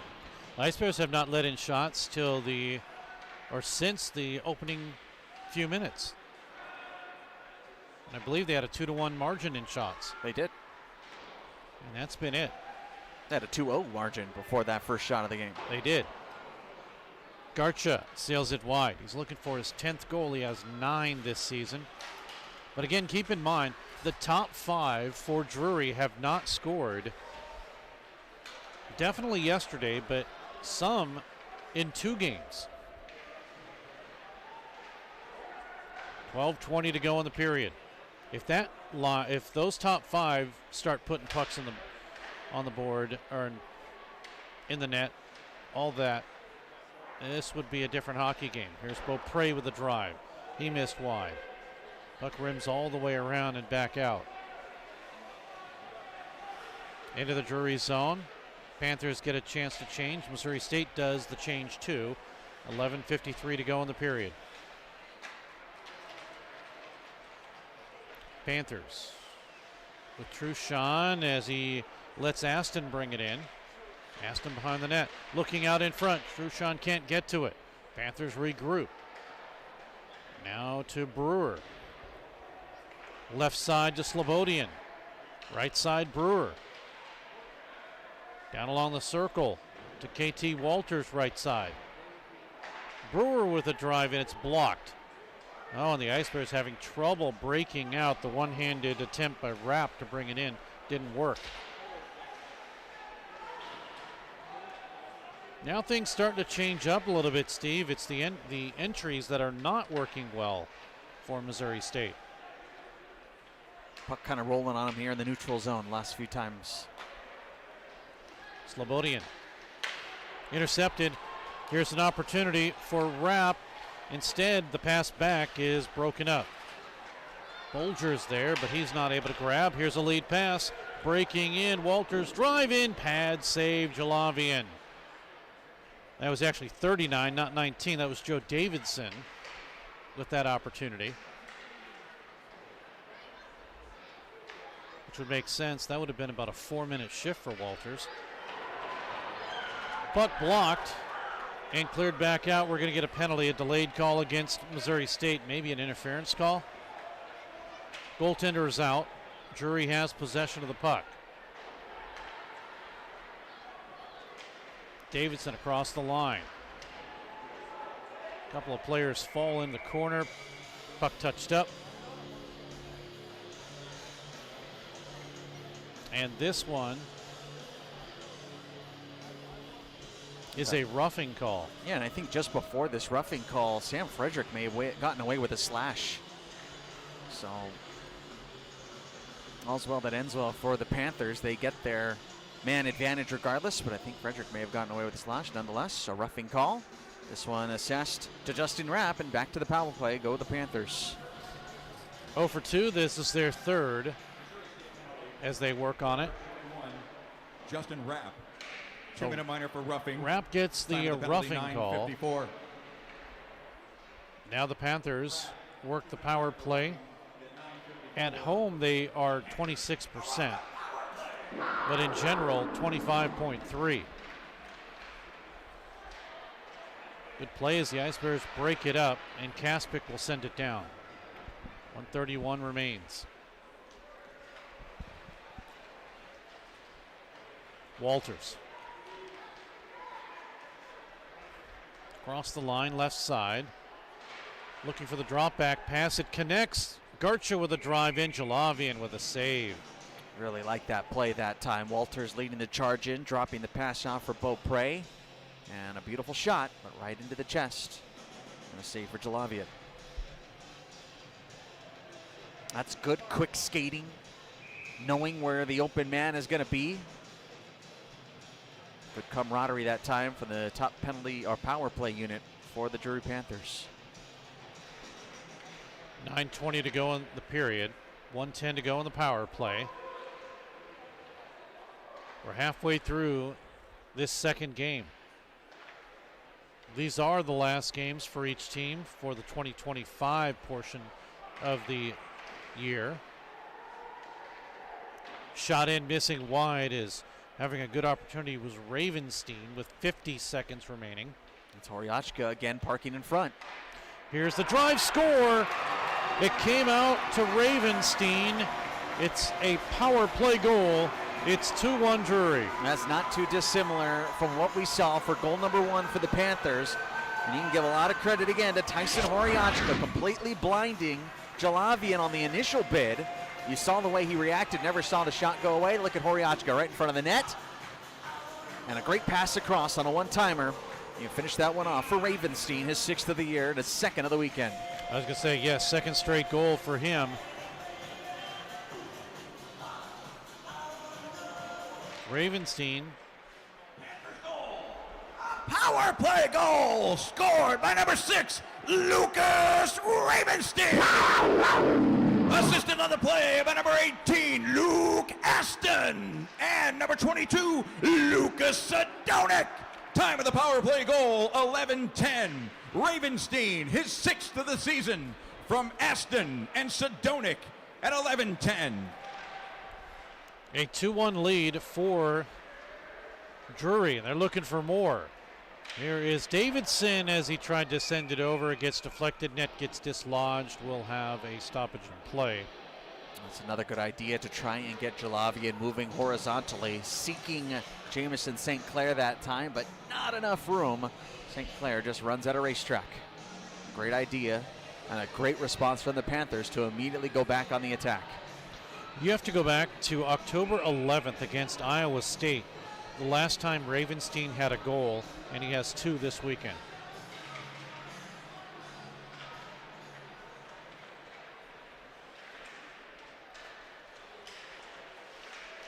Ice Bears battle for it at center. Now it's sent in one-handed for Missouri State's Vest. Over to the far side, Wood is there. He'll drop it down in low. Chased by Weber. Stepping in front of him is Kosek. Now taken by the Panthers. Kosek. Young Menard. Left side across the line. 7:38 to go in a 2-1 Drury lead. Battle for it at the half boards. Young Menard in there looking for someone to pass to. Can't do it. Does make its way to Ravenstein. Ravenstein again. Crisscross comes out. Having some room is Walters. He shoots in. It's blocked in front. Rebound. Panthers with it. They wait. Walters shoots. It's blocked. Brewer with it. He'll get a drive off. It's blocked too. Puck out to center. Maybe they got some headphones down on that Drury bench, Steve, because this first line has been much better in this second period. Puck tipped through as fans were reacting. They thought Truchon may have been tripped in front. Nothing doing there. 6:40. Sometimes I wonder if they listen to us. Doubt it. And nobody listened to me. After the game they do. I know a head coach or assistant coach, Cliff Cook, talked about some of the things we had mentioned yesterday.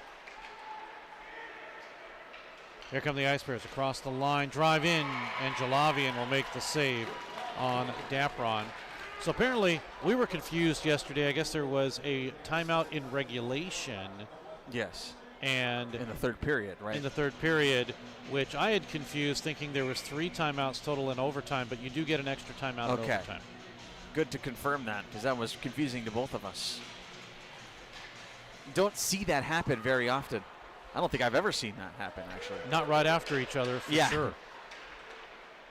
I mean, it's overtime. What do you need to rest for? Yeah, there's not much time to take a timeout. Although, granted, they played about 3.5 minutes without stoppage, which I get. 5:56 to go. Nobody wants to move the puck in the near corner. Still a battle for it. Dugout by Beaupre. Drive in, and Jalavian has to make a save. And the shot by Sadownik. Now they score. They're going to wave it off. No, they're going to wave it off, and I believe this is going to be because of a penalty. This is crazy. Dapron was dumped in front. 3 goals in 2 games, Steve. 3 waved off for the Panthers. Let's get another look at it here. That's just after it. I don't know if we can back that up just a tad before. How about that, Steve? 3 times in 5 periods for the Drury Panthers. They wave them off. I thought it was potentially because of the penalty that had happened, where Dapron got dumped, and so that's the reason why. But no, they wave it off again. Must have been high stick then. That's the only thing I can fathom, right? If they're not calling a penalty on it, there was no hand involvement, there was no kicking motion involvement. Not sure. There's only so many ways to rule a goal no good. 5 minutes remaining in this period.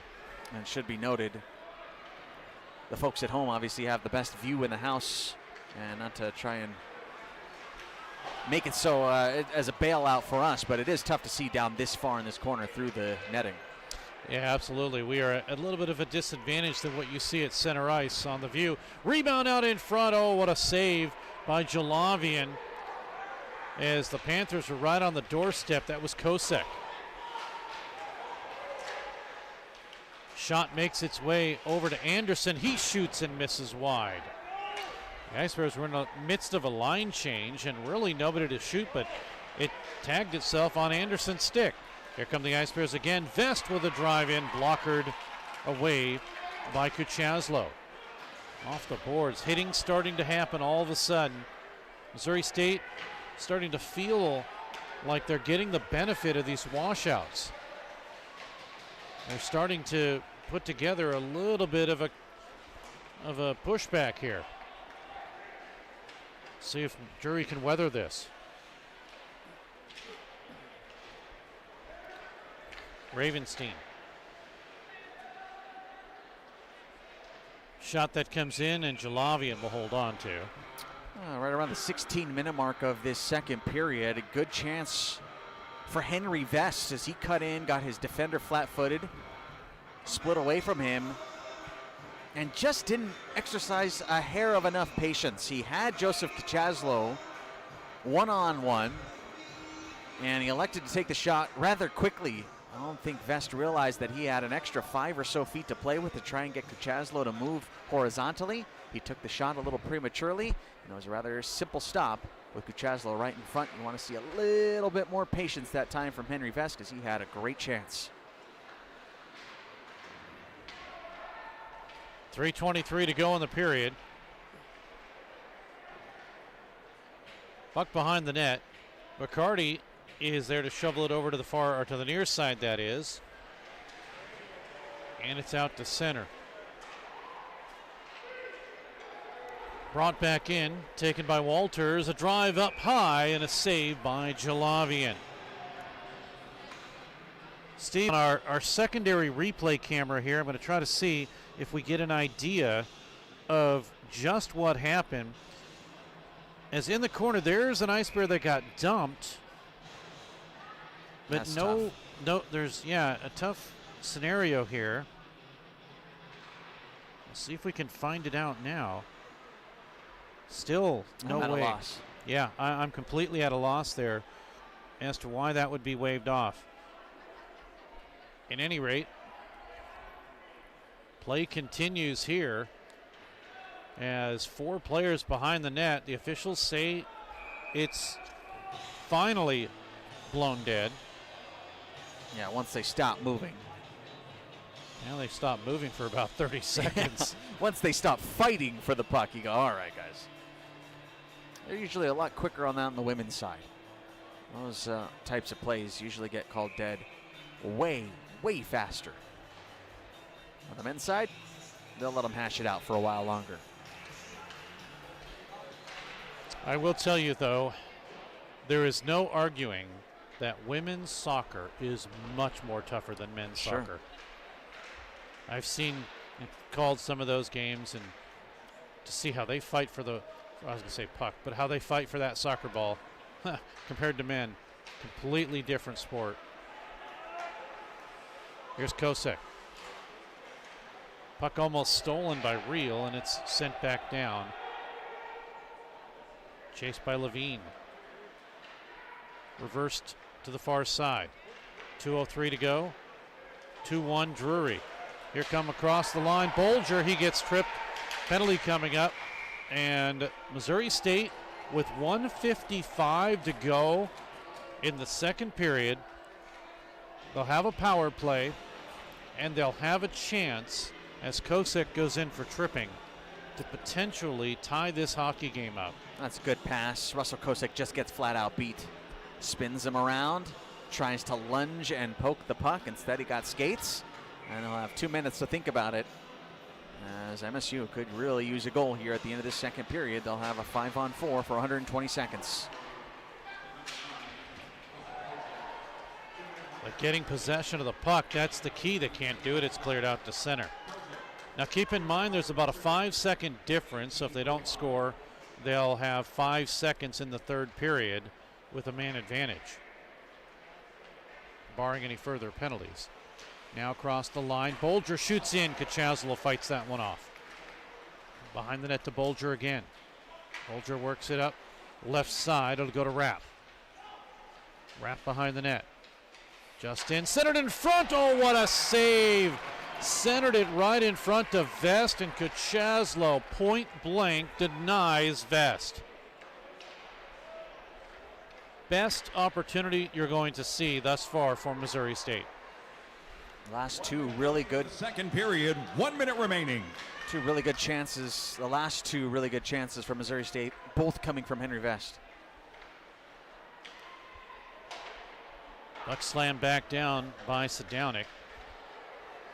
Into the Missouri State zone, 42 to go.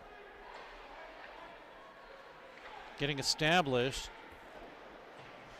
has been the issue for Missouri State all season.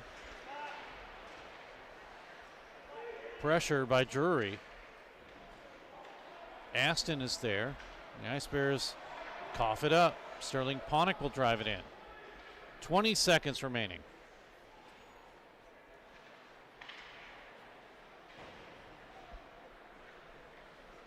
.16 now in the power play. One-handing it in. Weber with a drive in, and Kachazlo will make the save with 5.6 to go.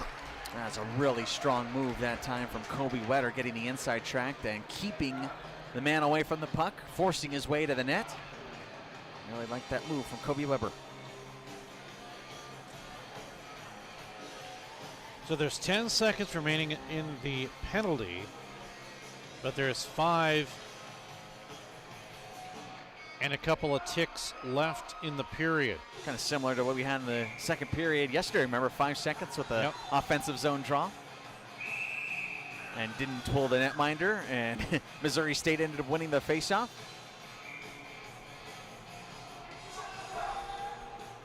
Kaspic wins the draw. Puck comes up, drive, and did that set up perfectly as Derek Cagle, that is, got the drive. So a face-off win, a toss over to Cagle. But I don't know if they have enough time now. 2.9 remaining in the period. Have a chance for a clean win and a shot. That's about as much time as you got. And this time it's tied up by Gale on the draw, and that'll do it.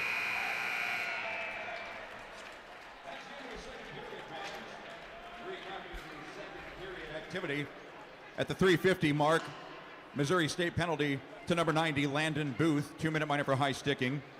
Missouri State penalty at 9:54, 2-minute roughing to number 21, Justin Rapp. Led to a power play goal for Drury at the 11:10 mark. Power play goal scored by Lucas Ravenstein, his 6th goal of the season, assisted by number 18, Luke Aston, and number 22, Lucas Sidonic. And then Drury penalty at the... So that's the goals there, the penalties we know about. 3 penalties, 6 minutes for the Ice Bears, 2 penalties, 4 minutes for the Panthers. Shots on goal in the period. And Jalavian faces 11 for a 2-period total of 23. Kuchaslo faces 10 for a 2-period total of 20.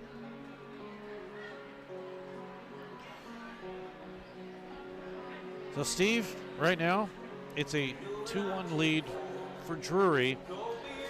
I will argue that I think Drury did win period 2. Yeah, I think I'm right there with you, and we had mentioned it at the start of that second period, hoping to see some stronger play out of the first line, and boy, did they deliver in that period. I was really impressed with the way Jackson Truchon, KT Walters, and Luke Aston worked in that second period. That was probably their strongest period as a unit all weekend long. You know, we also mentioned how strong the second line has been playing with Garcha, Johnston, and Beaupre. So the top 2 lines certainly showed their true colors there in that second period. The power play unit was strong again, but you got to credit MSU again. And you got to credit to Arthur Jaravian, who made a number of good saves in that period, and he keeps his team right there in this thing, still heading down to the final 20. It's still very much a winnable game for Mo State. The last 2 goals for each team have been on the power play. That's also been a key, is the man advantage.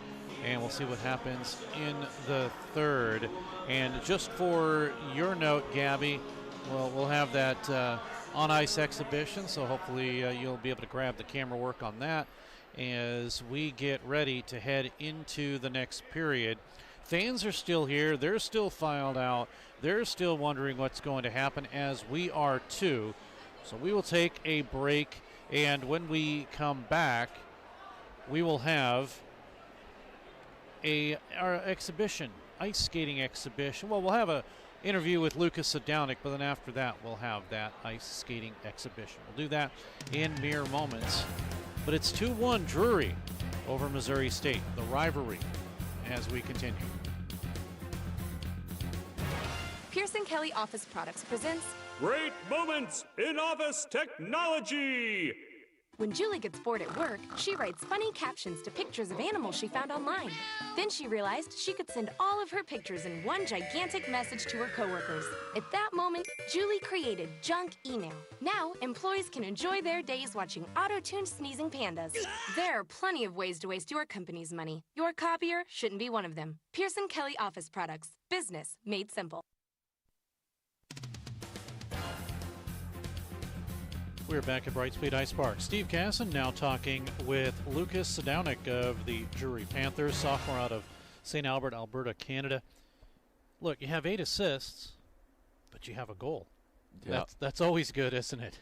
Yeah, it's not bad. I mean, that's not really a goal scorer, so glad to take the assist when I can, and the 1 goal definitely is nice.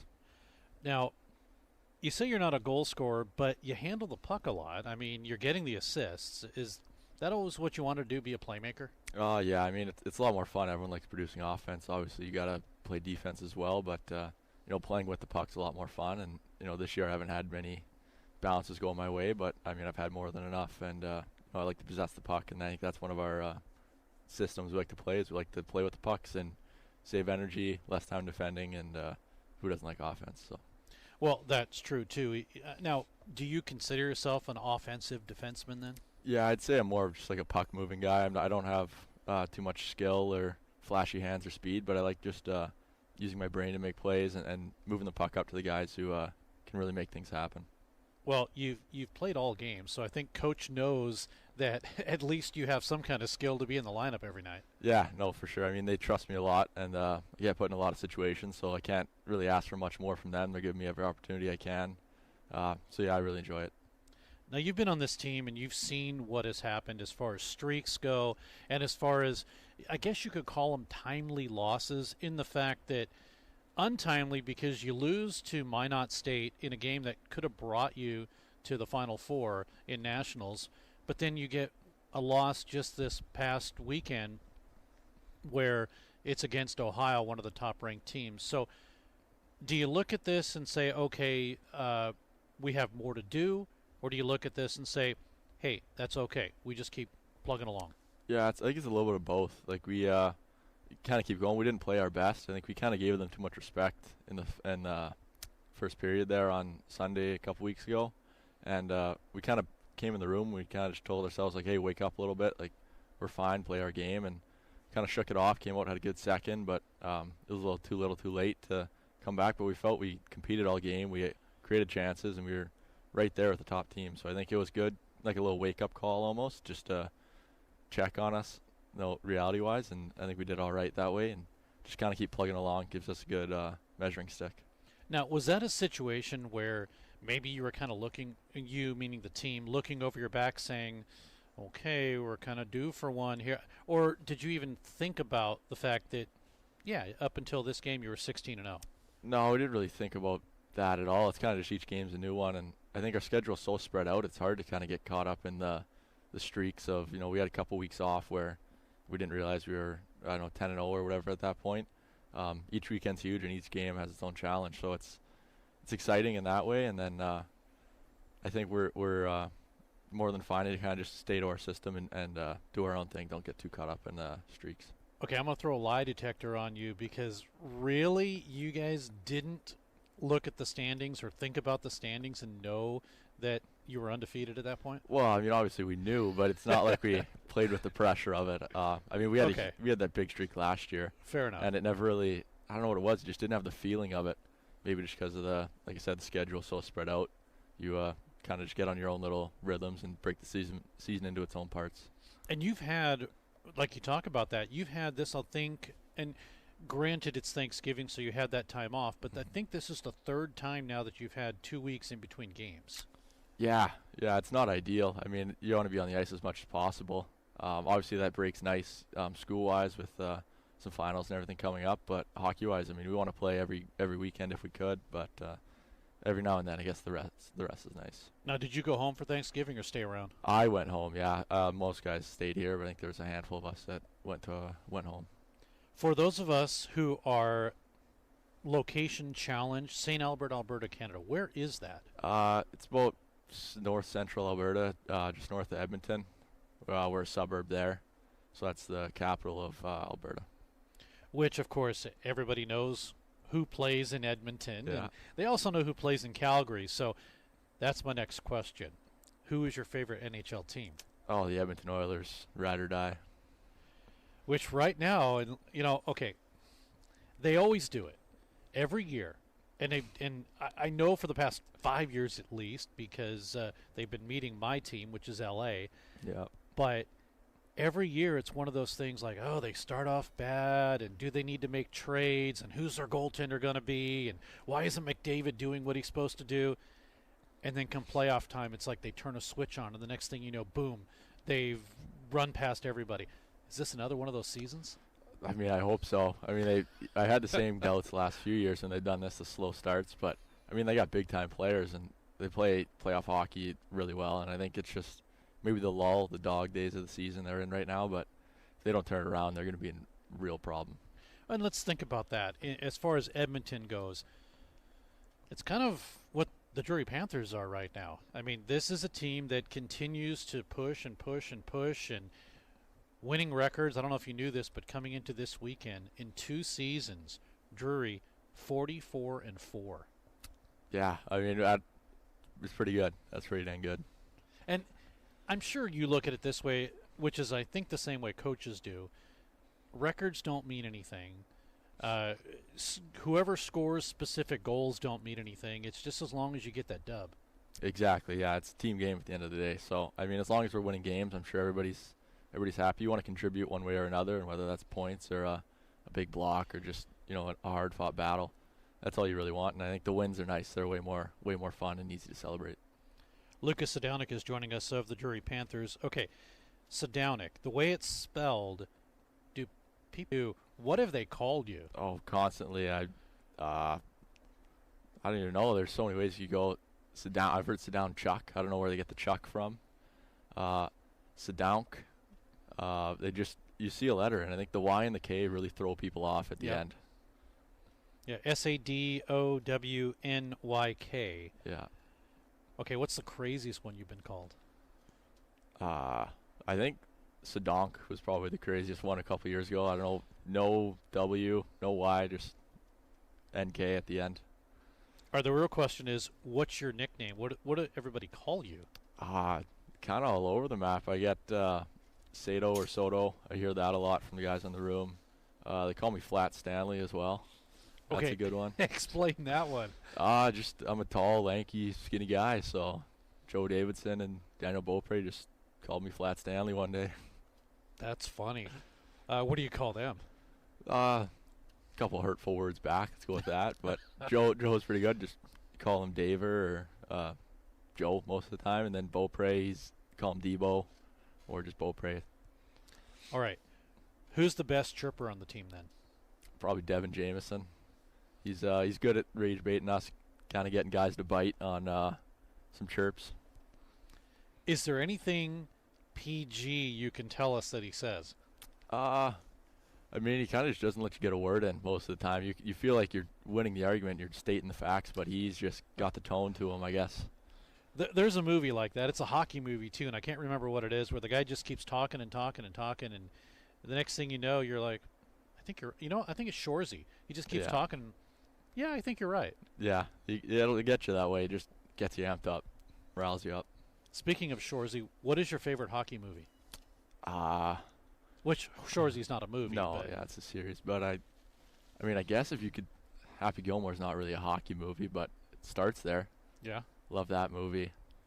Hockey-wise, there's a Happy I don't Gilmore know. too, by the way. Yeah, I've watched that. I've tuned into that. I have not seen it. It was something else. We'll say that. Okay, well, it'd be interesting if they could put Bob Barker back in there, but Yeah, that's a shame. Good cameo in the first one. absolutely. Okay, so let's get back to your favorite hockey movie. I don't know. I haven't really watched many hockey movies. I mean, Goon is like a staple, or Slapshot. Sure. I'd say probably Slapshot. Probably the best one with the Hanson brothers. Have you seen Mystery Alaska? I have seen Mystery Alaska. Not huge fan of that one, but Little corny? just a touch, yeah. Meaning, great. I mean, I'm the same way. I thought it was a great idea. Everything was good, but then there was some corny parts of it, which now, Slapshot is kind of corny too, but it's just classic. Yeah, it's one of those classics, like a comedy, and everybody likes the physical aspect of hockey, so kind of put some humor to it. Well, is Juniors anything like that? It's not anymore. It's definitely not that intense anymore, but maybe we have our fun, and it's a lot of fun to play for small towns at home. Everybody kind of rallies around you, so. How many folks have you played with that are on the Drury team? I think before we got here, I think there was 5 guys I played with, 5 or 6.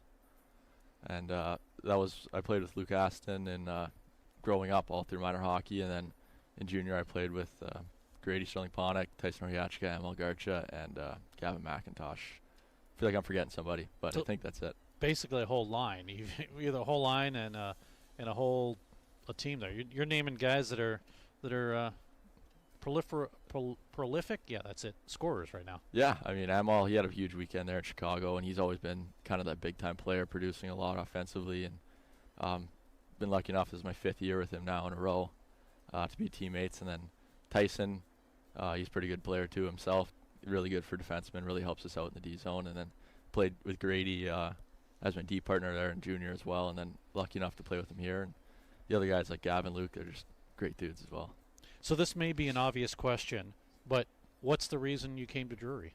Coach Law really sold it, to be honest. He had a lot of stuff set up for us with scholarships and living accommodations, and I think one of the biggest things was ability to play. Like most places you go, you're not going to get a shot to play right away as a freshman, and I came in and I was lucky enough to play every game last year and get a lot of opportunity on the ice and really grow my game. So that made it a lot more enjoyable as well. Basically, you've played every game since you've been here. Yeah, I have. Yeah, luckily.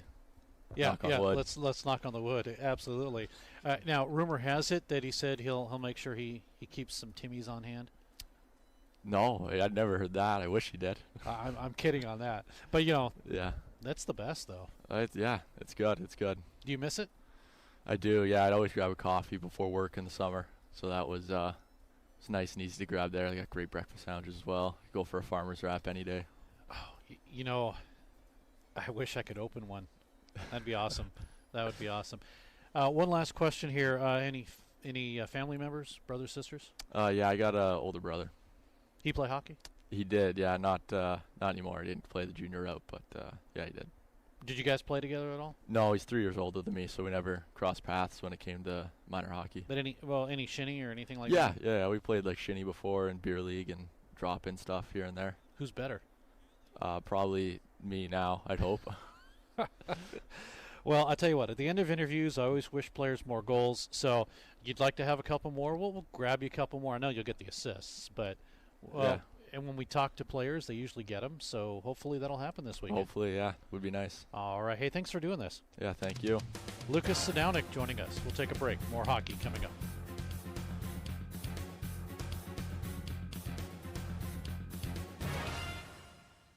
Pearson Kelly Office Products presents Great Moments in Office Technology. When Julie gets bored at work, she writes funny captions to pictures of animals she found online. Then she realized she could send all of her pictures in one gigantic message to her coworkers. At that moment, Julie created junk email. Now, employees can enjoy their days watching auto-tuned sneezing pandas. There are plenty of ways to waste your company's money. Your copier shouldn't be one of them. Pearson Kelly Office Products. Business made simple. We're back at Brightspeed Ice Park. Steve Casson with you as we have another skating exhibition. We will let you hear the sights and sounds here at Brightspeed Ice Park. If you would like to attend the Festival of Lights Holiday Exhibition next Saturday, we have 2 shows, 1 o'clock and 5 o'clock.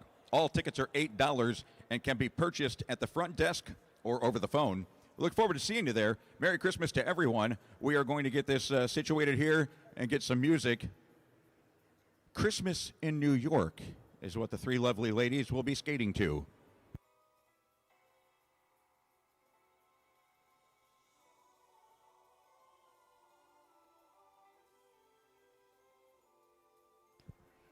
But how about a hand for the ladies standing there in that pose?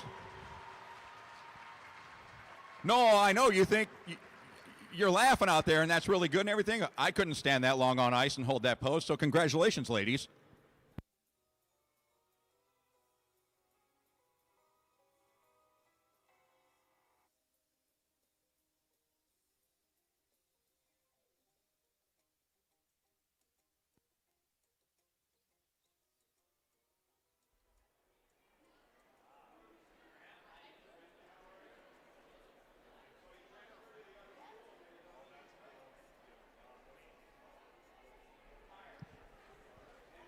We may have an exercise in seeing the routine without the music.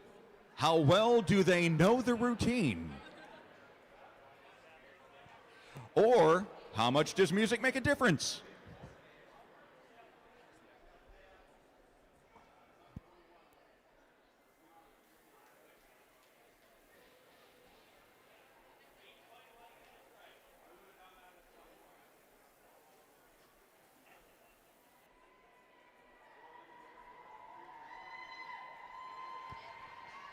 Improvisation at its finest.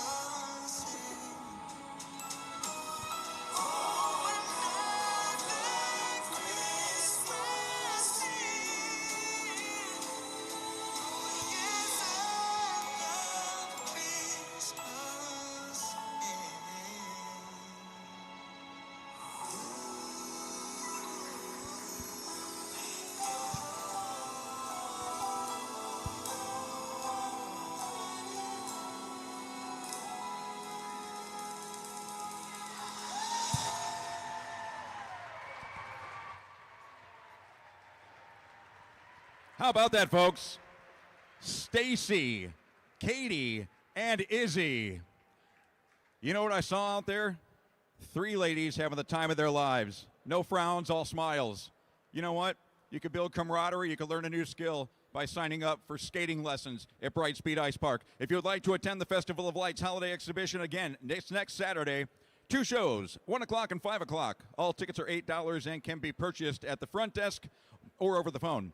And we look forward to seeing you there. And Merry Christmas to everyone, and thank you to those 4 ladies for skating for us.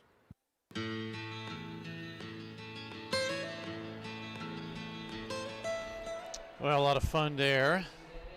So they finally get that thing going. Steve Govero joining me back into the booth. Okay, for period number 3, you've had a chance to kind of think about this. Since you asked me about 2, I'll ask you about 3. Yes, it's a 2-1 game. Drury basically ended up winning that period. What does Missouri State have to do in period 3? I'll make sure that it doesn't go the way period 3 went 24 hours ago. Obviously, the third period yesterday is what set this game, or set game 1 apart, and it's when we saw the Panthers at their best. I think they need to get back to trying to neutralize that top line of Trushawn Walters and Aston, who clearly had a much better second period. And I think that's going to be really the key, is trying to keep that line in check, because they were hunting around the net all period long. Every time they were on the ice, they had scoring opportunities. And it was a nice job by Arthur Delavian to bail them out on numerous occasions, but you can't rely on your goaltender to get you out every single time.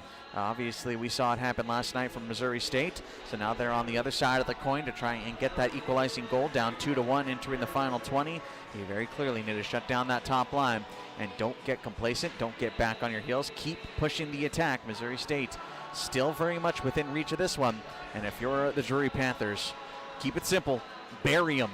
Just keep playing the game that you know you can play, and you're going to come out on top. This will be the last time we have a chance to tell everybody a very Merry Christmas and a Happy New Year before the end of this hockey game. And Steve, I think I told you I'm heading out to LA. We're going to go see the Kings, who take on Tampa Bay, and the Ducks, who take on Tampa Bay. Now, unfortunately, we won't be there when the Kings and the Ducks play. Yes, that just happened very recently. The two going toe-to-toe. I will also be in Los Angeles over the holiday break. Going to try and head out to the Lakers game on Christmas Day. Try and get that bucket list item off of the list. They'll be taking on the Houston Rockets on Christmas Day. A family tradition to watch from home, so we'll see if we can do it from Crypto.com this time. But also trying to get out to a Ducks game at my old stomping grounds of Anaheim. So maybe I'll see you around the freeway or such. Well, I was going to say, yeah, absolutely. And if we end up both heading to the Ducks game there on the 31st, I believe it is, let me know, and we'll catch up for sure. Well, let's see if the Ice Bears can catch up here. If you're an Ice Bear fan, you want them to do that. That 5-second power play has expired now, so we're back to 5-on-5. But if you're a Drury Panther fan, like you said, Steve, just keep going. Don't take off the gas and throw another one in the net. So here come the Panthers. They'll bring it across the line. Gale will drop back, deflected away from St. Clair. Bolger not able to clear, but it does make its way out on the good second effort by Joe Bacardi. Cagle with a nice flip up over Gale, and it's out to center ice. It'll be taken by Rapp. He'll send it into the corner, broken up by the Panthers, turned the other way, and Drury with a drive in that hits the netting. So the faceoff will come outside the zone. 19:11 to go in the period. Shots 23-20 in favor of Drury.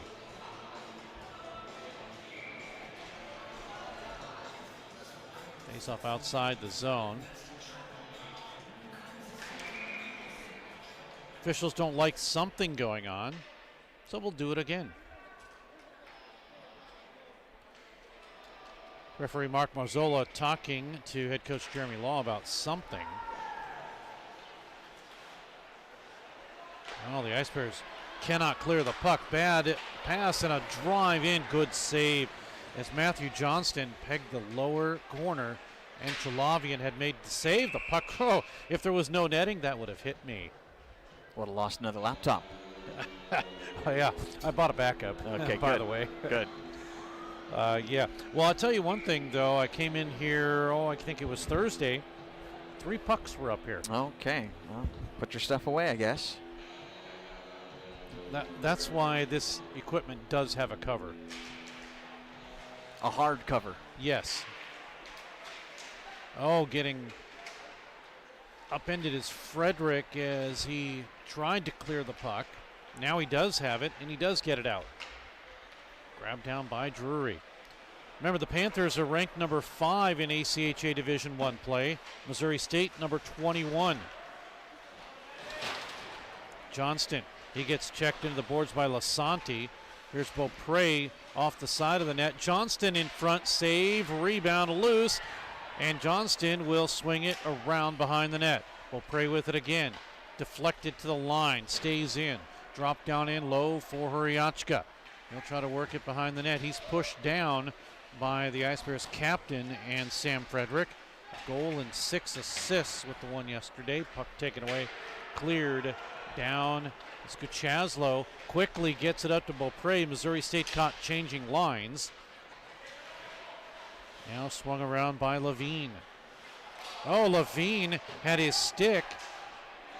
Got caught in the doorway where it opens. He went, stick didn't. Here's a drive in, and Jalavian will hold on to Walter's shot there. 17:38 to go in the period.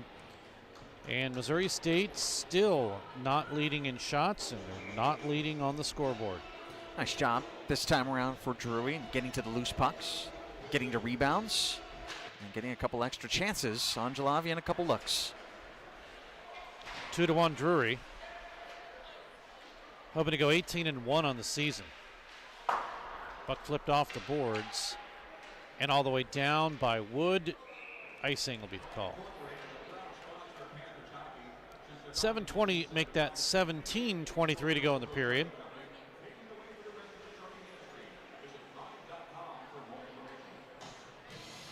Steve, again, I feel still a very subdued crowd. Again, for a rivalry. I think tonight a little favor towards the MSU side. Last night it was fairly even split. Oh, Jalavian makes the save. He didn't even know where the puck was as Walters came in. And Jalavian, he knew it hit him. He didn't know where it was. Truchon gets a drive in. Jalavian with the save again. Puck taken away. Ice Bears bring it down in. Behind the net. Oh, we get an icing call, and Missouri State was there. But they're going to call icing.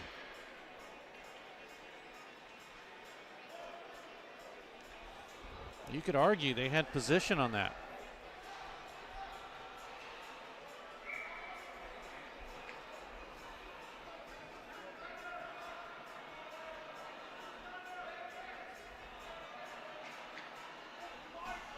So we'll do it all again.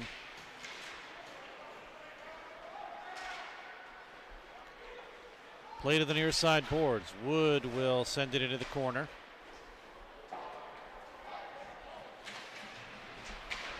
.44 to go in the period.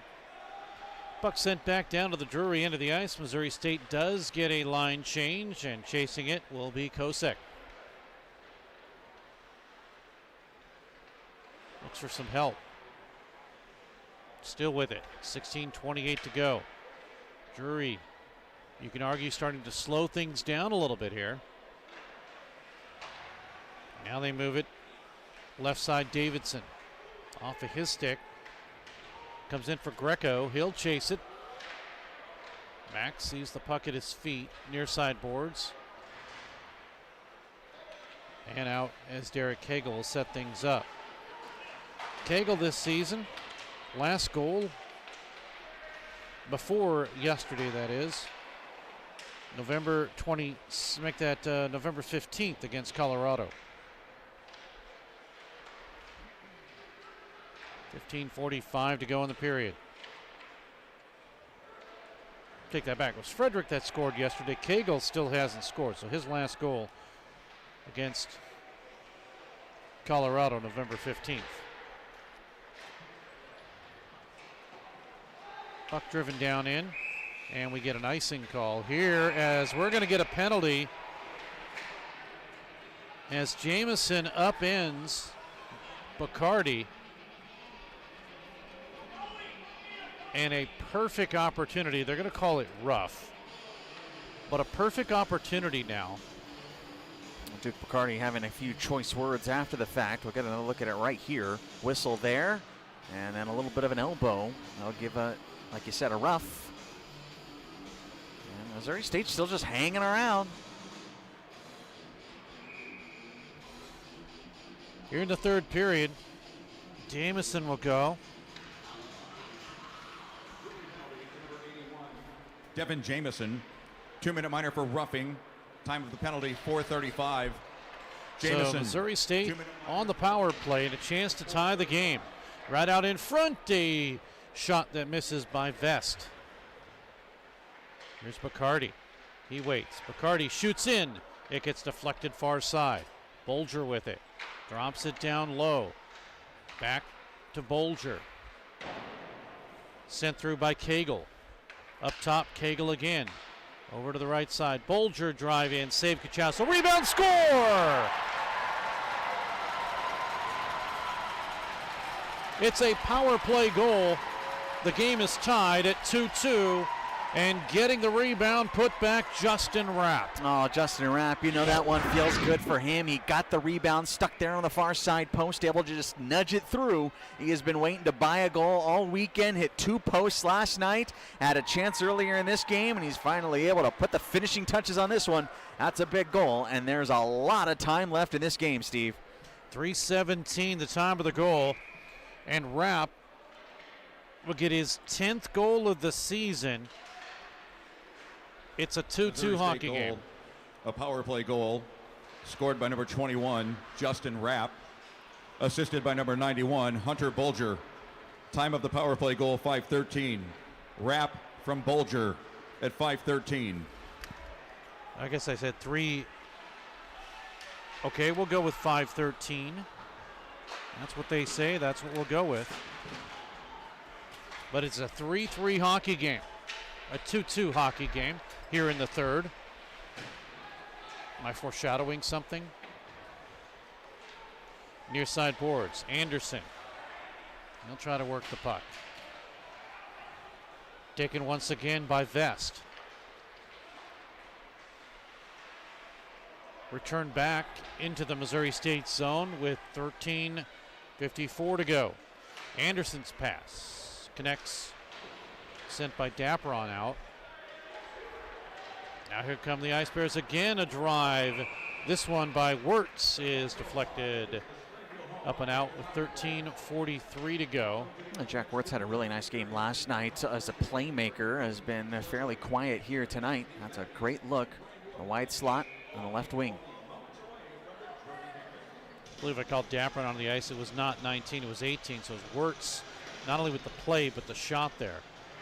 13:40 to go in a 2-2 contest between these two teams as we get a drive and a score. Falling down was Aston, and as he's on his knees, he gets the drive off, and the Panthers have come back to take a 3-2 lead. Luke Aston, just stick with it. Some stick with it in this. Gets tied up in the center of the ice. Look at that spin, finds it on his feet. And Missouri State unable to bounce on the loose puck. And it's a friendly little roll. Wouldn't even call it a bounce this time. Ashton and the first line checking in. Finally on the board. And they're up 3-2. 6:30 the time of the Panthers goal. His 7th of the season. Scored by number 18, Luke Aston! The unassisted goal comes at 6:30. Aston unassisted at 6:30.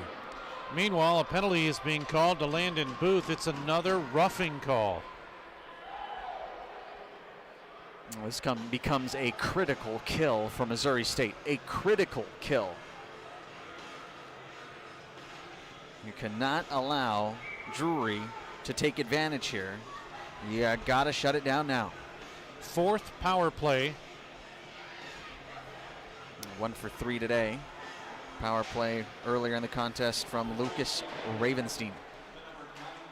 Missouri State is 2 for 3 on the power play. How important has the extra man been for both teams? Now they work it, 1:48 remaining. Johnston, half boards to Walters. Up top, Sterling Ponick.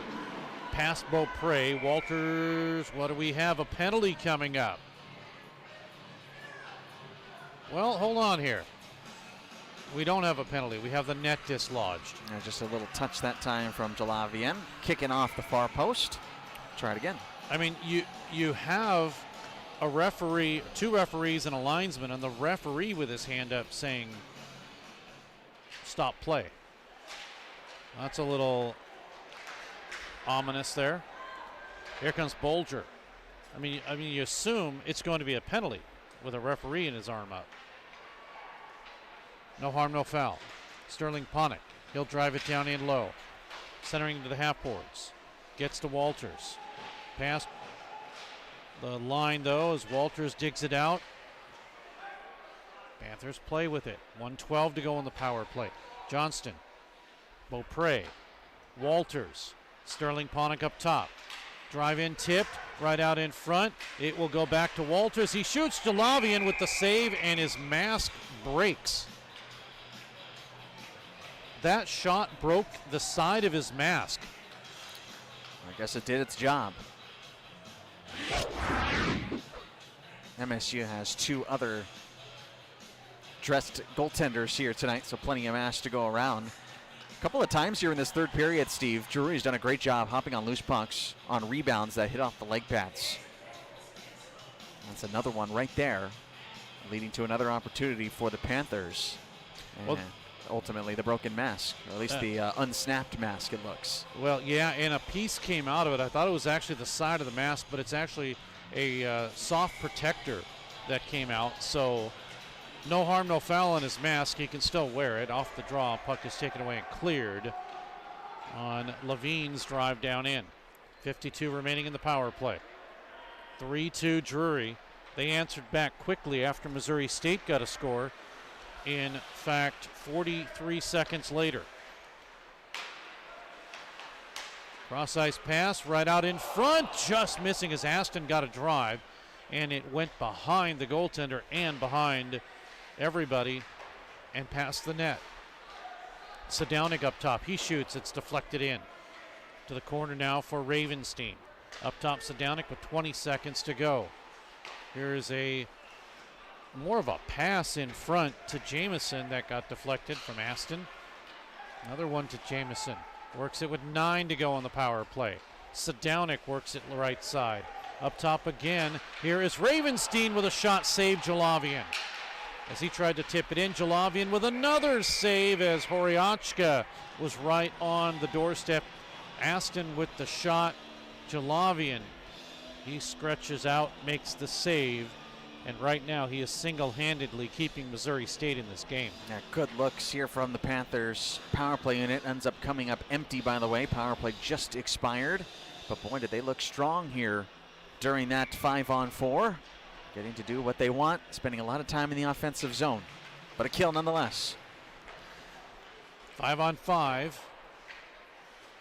So now, puck behind the net. Frederick sends it to the near side. Greco is in there to battle. Shot by Joe Davidson gets deflected off the leg of Lasanti, and it'll stay in the zone. 10:55 to go in the period, a 3-2 game. Goals: Brewer, then Kaspick for Missouri State, Ravenstein, Rapp for Missouri State, and then Aston for Drury. Near side. Here comes Frederick. Oh, he is going to get tripped. We're going to get a penalty and another opportunity. Missouri State will have another golden opportunity with the man advantage on the trip, and they can tie this game up. The Panthers just will not bury the Bears. Pretty much all weekend, they have allowed them to hang around. And it looks like things are starting to shift in their direction. something stops that shift and kicks it in the other way. Power play number 4 for Missouri State. They're already 2 for 3. They have it. Bolger with a drive in and a save. Time of the penalty, 9:19. Davidson, 2-minute minor for tripping at 9:19. That's the call there here in the third. 5 seconds expired in that. Here a drive in gets deflected away on the attempt by Rapp. Up top, Cagle shoots, missing wide. I like that decision. Out in front, Cagle will get it again. Will he wait? No, he'll feed over to the left side to Bolger, or make that to Bacardi. No, it was Bolger, number 91. Did I tell you these uniforms are a little tough to read too? That's my excuse. Puck is cleared in, and Jalavian will hold on. 1:20 to go on the power play, but Steve, that's been the biggest key for Missouri State, is not getting established on the power play. They take a while to get it going. And they drop puck off, cleared again. Good defense from Drury. Cagle, as they've already killed a minute of this power play. Bacardi, get it in to Rapp. Not established yet. Rapp drops it in, over to Vest. Do they go to the corner? They do, to Cagle. Drops it down. Nobody there for Missouri State. Puck is cleared. Drury with a full sail change. Missouri State still has the initial power play unit on. Here's Bacardi. 27 to remain in the period, or the penalty that is. Puck gets flipped up into the netting. Very confident penalty killing here from the Drury Panthers. Ever since that flurry in the first 20 seconds of the power play, they've held their own. Done a good job controlling the neutral zone, conceding the blue line when need be, not getting overly aggressive, and then forcing the puck to the wall. 9:05 to go in the period. 3-2 Drury. Off the draw. Bacardi, he overran it, and the puck is sent out. This is going to be a hand pass anyway. So the Icebergs say, fine, we'll take it. Aston was waiting for it. Here comes Missouri State. Quickly get it across to Weber. Weber waits, 3 seconds to go on the power play. Bacardi, pass over, and a shot that comes in. It's blocked as Wirtz got it. Back to 5-on-5. Icebergs established. Gachazlo with a save. Rebound to the corner. Flipped up, sent down, and a hand pass as Weber dropped it in. Love to see that from Kobe Weber before the hand pass was ruled. Catching a little bit of a stream on the far side boards, speeding up into the zone. When this kid starts moving, he could be dangerous en route to the net. 8:27 to go in the period. Anderson having trouble getting it in.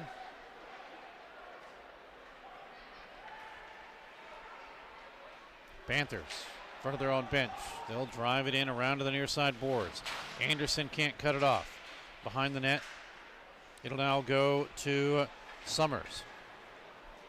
Summers returns, nobody there, although Greco does try to grab it away from Beaupre. Beaupre had it for a moment, goes over to Dapron, who cannot clear just yet.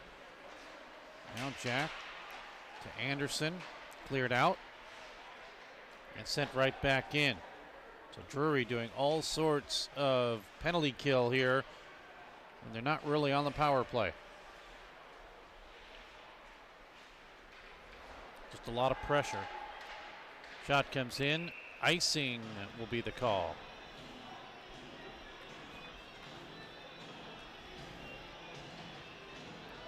We mentioned that Missouri State's final game of the 25 portion of the season is now. They will not play again until January 9th against Maryville, 9th and 10th. And Drury's next set of games will also be against Maryville, but that's on the 17th and 18th of January.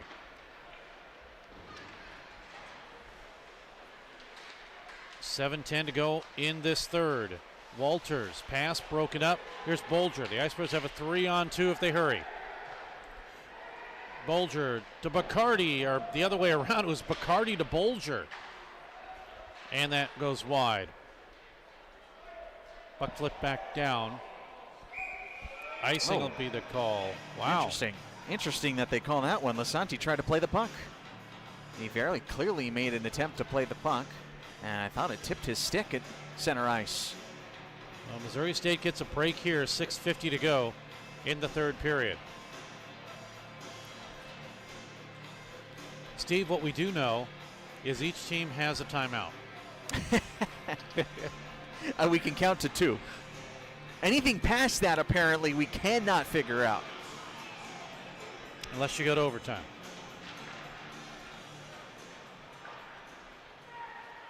Drop down in once again by Rapp. Sent up the middle, broken up. Panthers will have it. Across the line, opportunity down in low for Aston. 6 goals, 15 assists for him coming into today's game. Now driven down for Bolger. He chases, but Bacardi is there. Comes out in front. Panthers will retrieve. Across the line, sent in by Joe Davidson. Turned away. This line by the Ice Bears, Rapp and Bolger. Bolger with a drive in. They're seeing a lot of work. Bolger, Bacardi, and Rapp. Drive comes back in. Kuchaslo to save. Now down under 6 to go. Oh, Jalavian. So he sent it over to Cagle. Had to stop up, did Cagle. Sent in down into the Panthers zone. Here's Rapp. Averaging 1.13 points per game for Missouri State. Bacardi, Joey is able to shovel that one away. 5:30 to go in the period.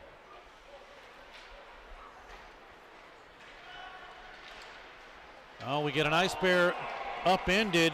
Jack Wirtz once again. Another power play for Missouri State.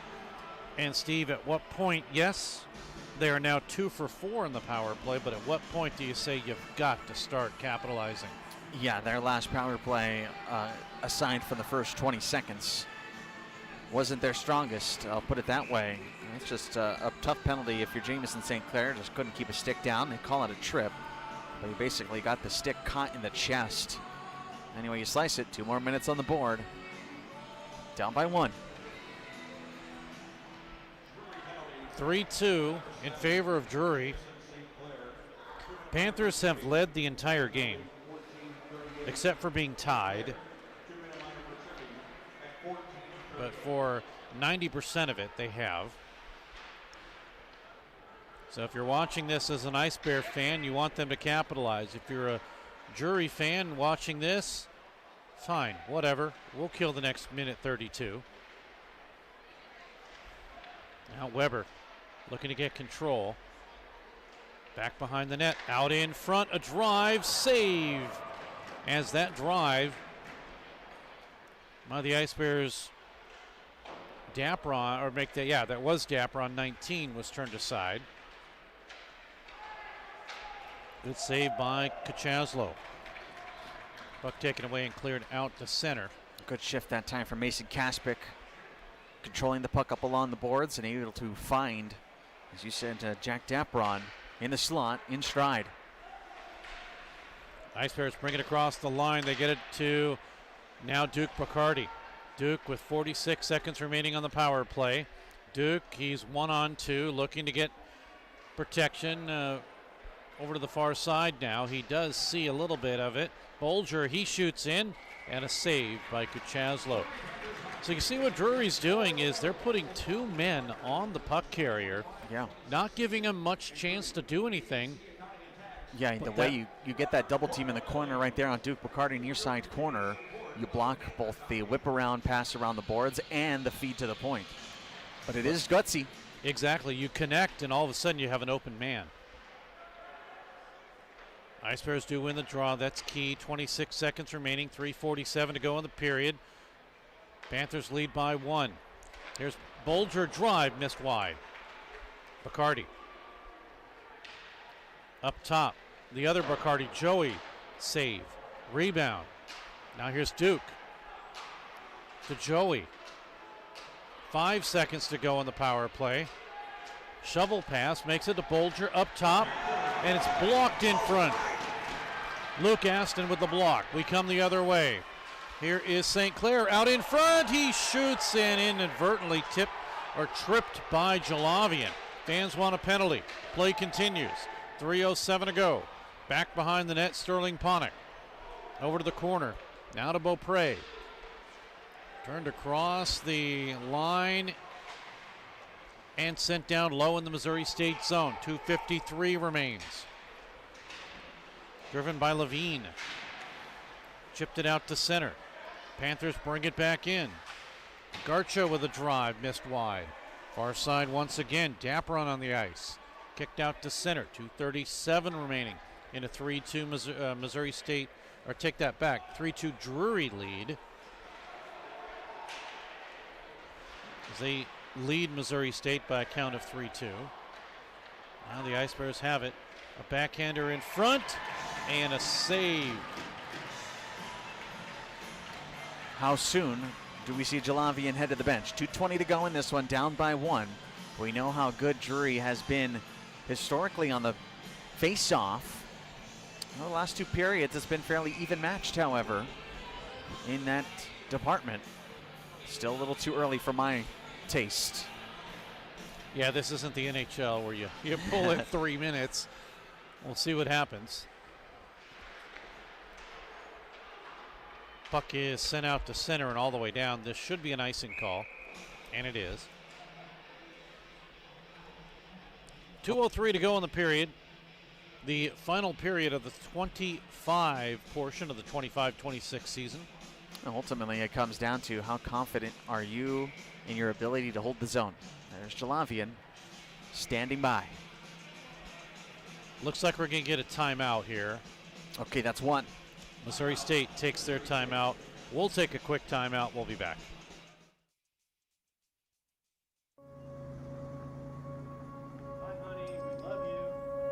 How do you become the person you're really meant to be? How do you reach beyond what you thought was possible? The answer isn't about the destination. It's in the journey. It starts when you become part of something bigger. When you join a community that works together to lift each other up. A place where you form lifelong relationships and encounter life-changing experiences. It all starts when you go beyond. At Drury University, we take a personalized approach in combining hands-on learning, meaningful mentorship, and real-world results to make sure you have every opportunity to succeed in both your life and career.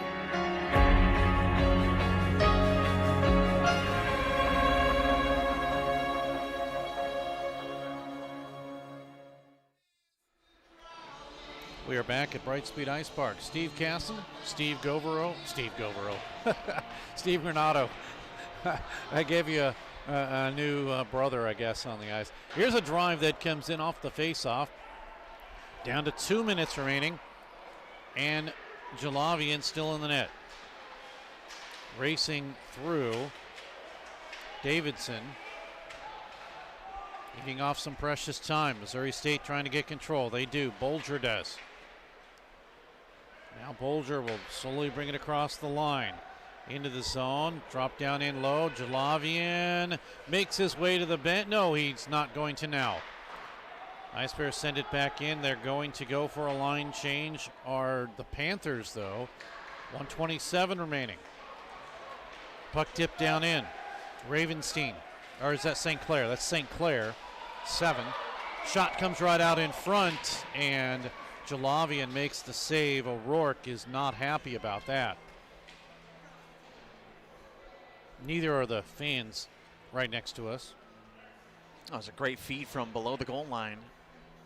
Caught him 1-on-none. In tight on the doorstep. Jalavian comes out, able to plug up the 5-hole. Keep this game at a 1-goal contest with about 78 seconds to go. St. Clair in to take the draw with Rapp. Missouri State to win the draw. 1:15 to go. Puck is chipped at the line. Panthers, they steal. Now to Cagle.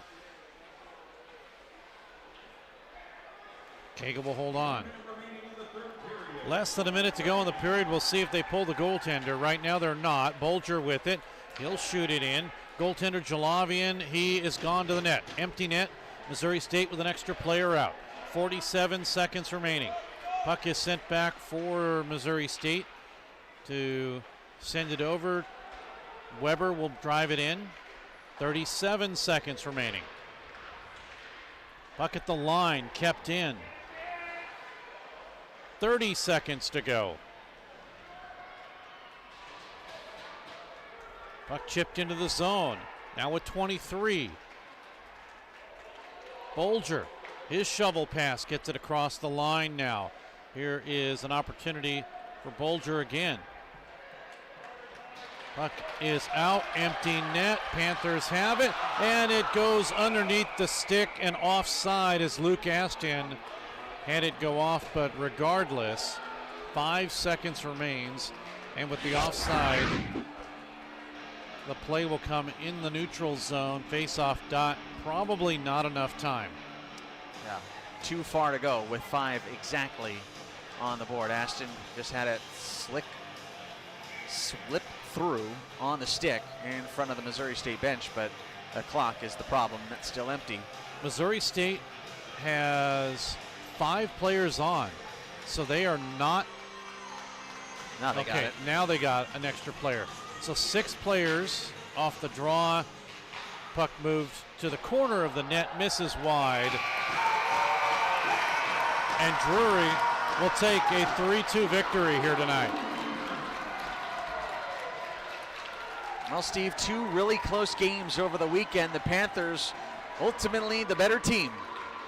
They hang on to this one. Played a strong third period, not as strong as last night, but didn't need to be as strong as last night. And the first round of these 2 bitter rivals, the Drury Panthers, make a statement and win both over the Ice Bears. Final shots in the third period. Arthur Jalavian finishes facing 31, 8 in the third.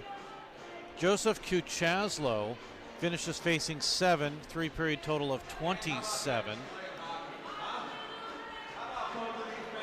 Power plays, Missouri State 2 for 5. Panthers 1 for 4. Penalties 5 for 10 assessed to the Panthers. 4 for 8 assessed to the Ice Bears.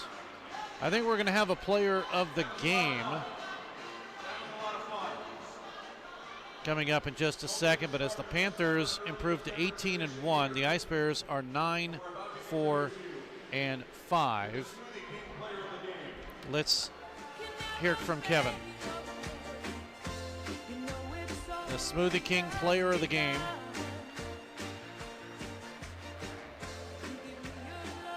And I'm not sure who that's going to be.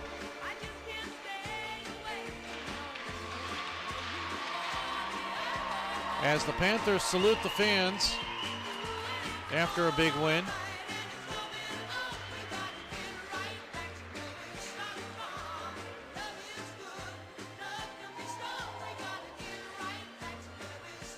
Ladies and gentlemen, what a heck of a weekend, huh?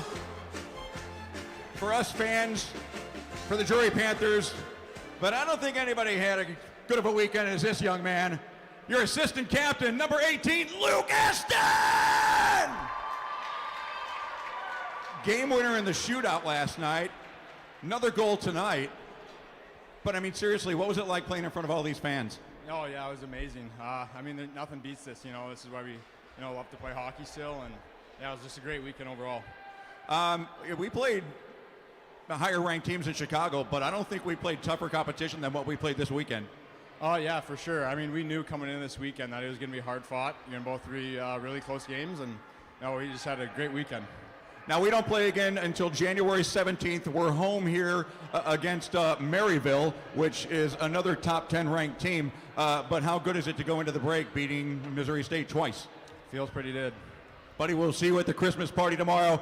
Your Smoothie King, player of the game, number 18, Luke Aston!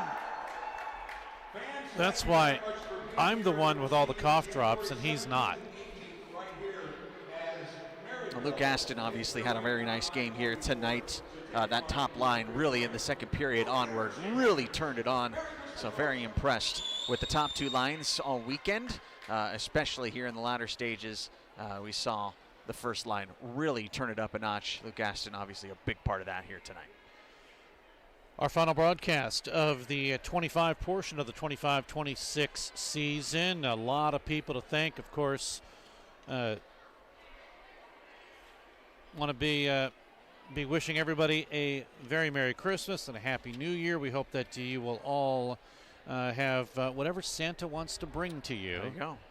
But for Steve Granato, for Gabby Marler, for Scott Lutsky, for everybody else that I'm trying to think of right now that has helped us produce these broadcasts over the several seasons, our in-house producer and everybody that has really helped us grow what we have been able to grow here over the past several years. Thank you so much for being part of that. That is going to do it for us here at Brightspeed Ice Park and the Stan Melton Ice Arena. Boy, he's had a hand in a lot of this, has Stan Melton. But thank you so much for tuning in. Again, Steve, we will see you next year. We've got more Missouri State games to cover and other things going on. But once again, the final score, Drury with the sweep this weekend, a 3-2 victory over Missouri State. The rivalry continues, and we are waiting for next year when it continues again. That'll do it for us. Thanks so much for tuning in. Good night, everyone.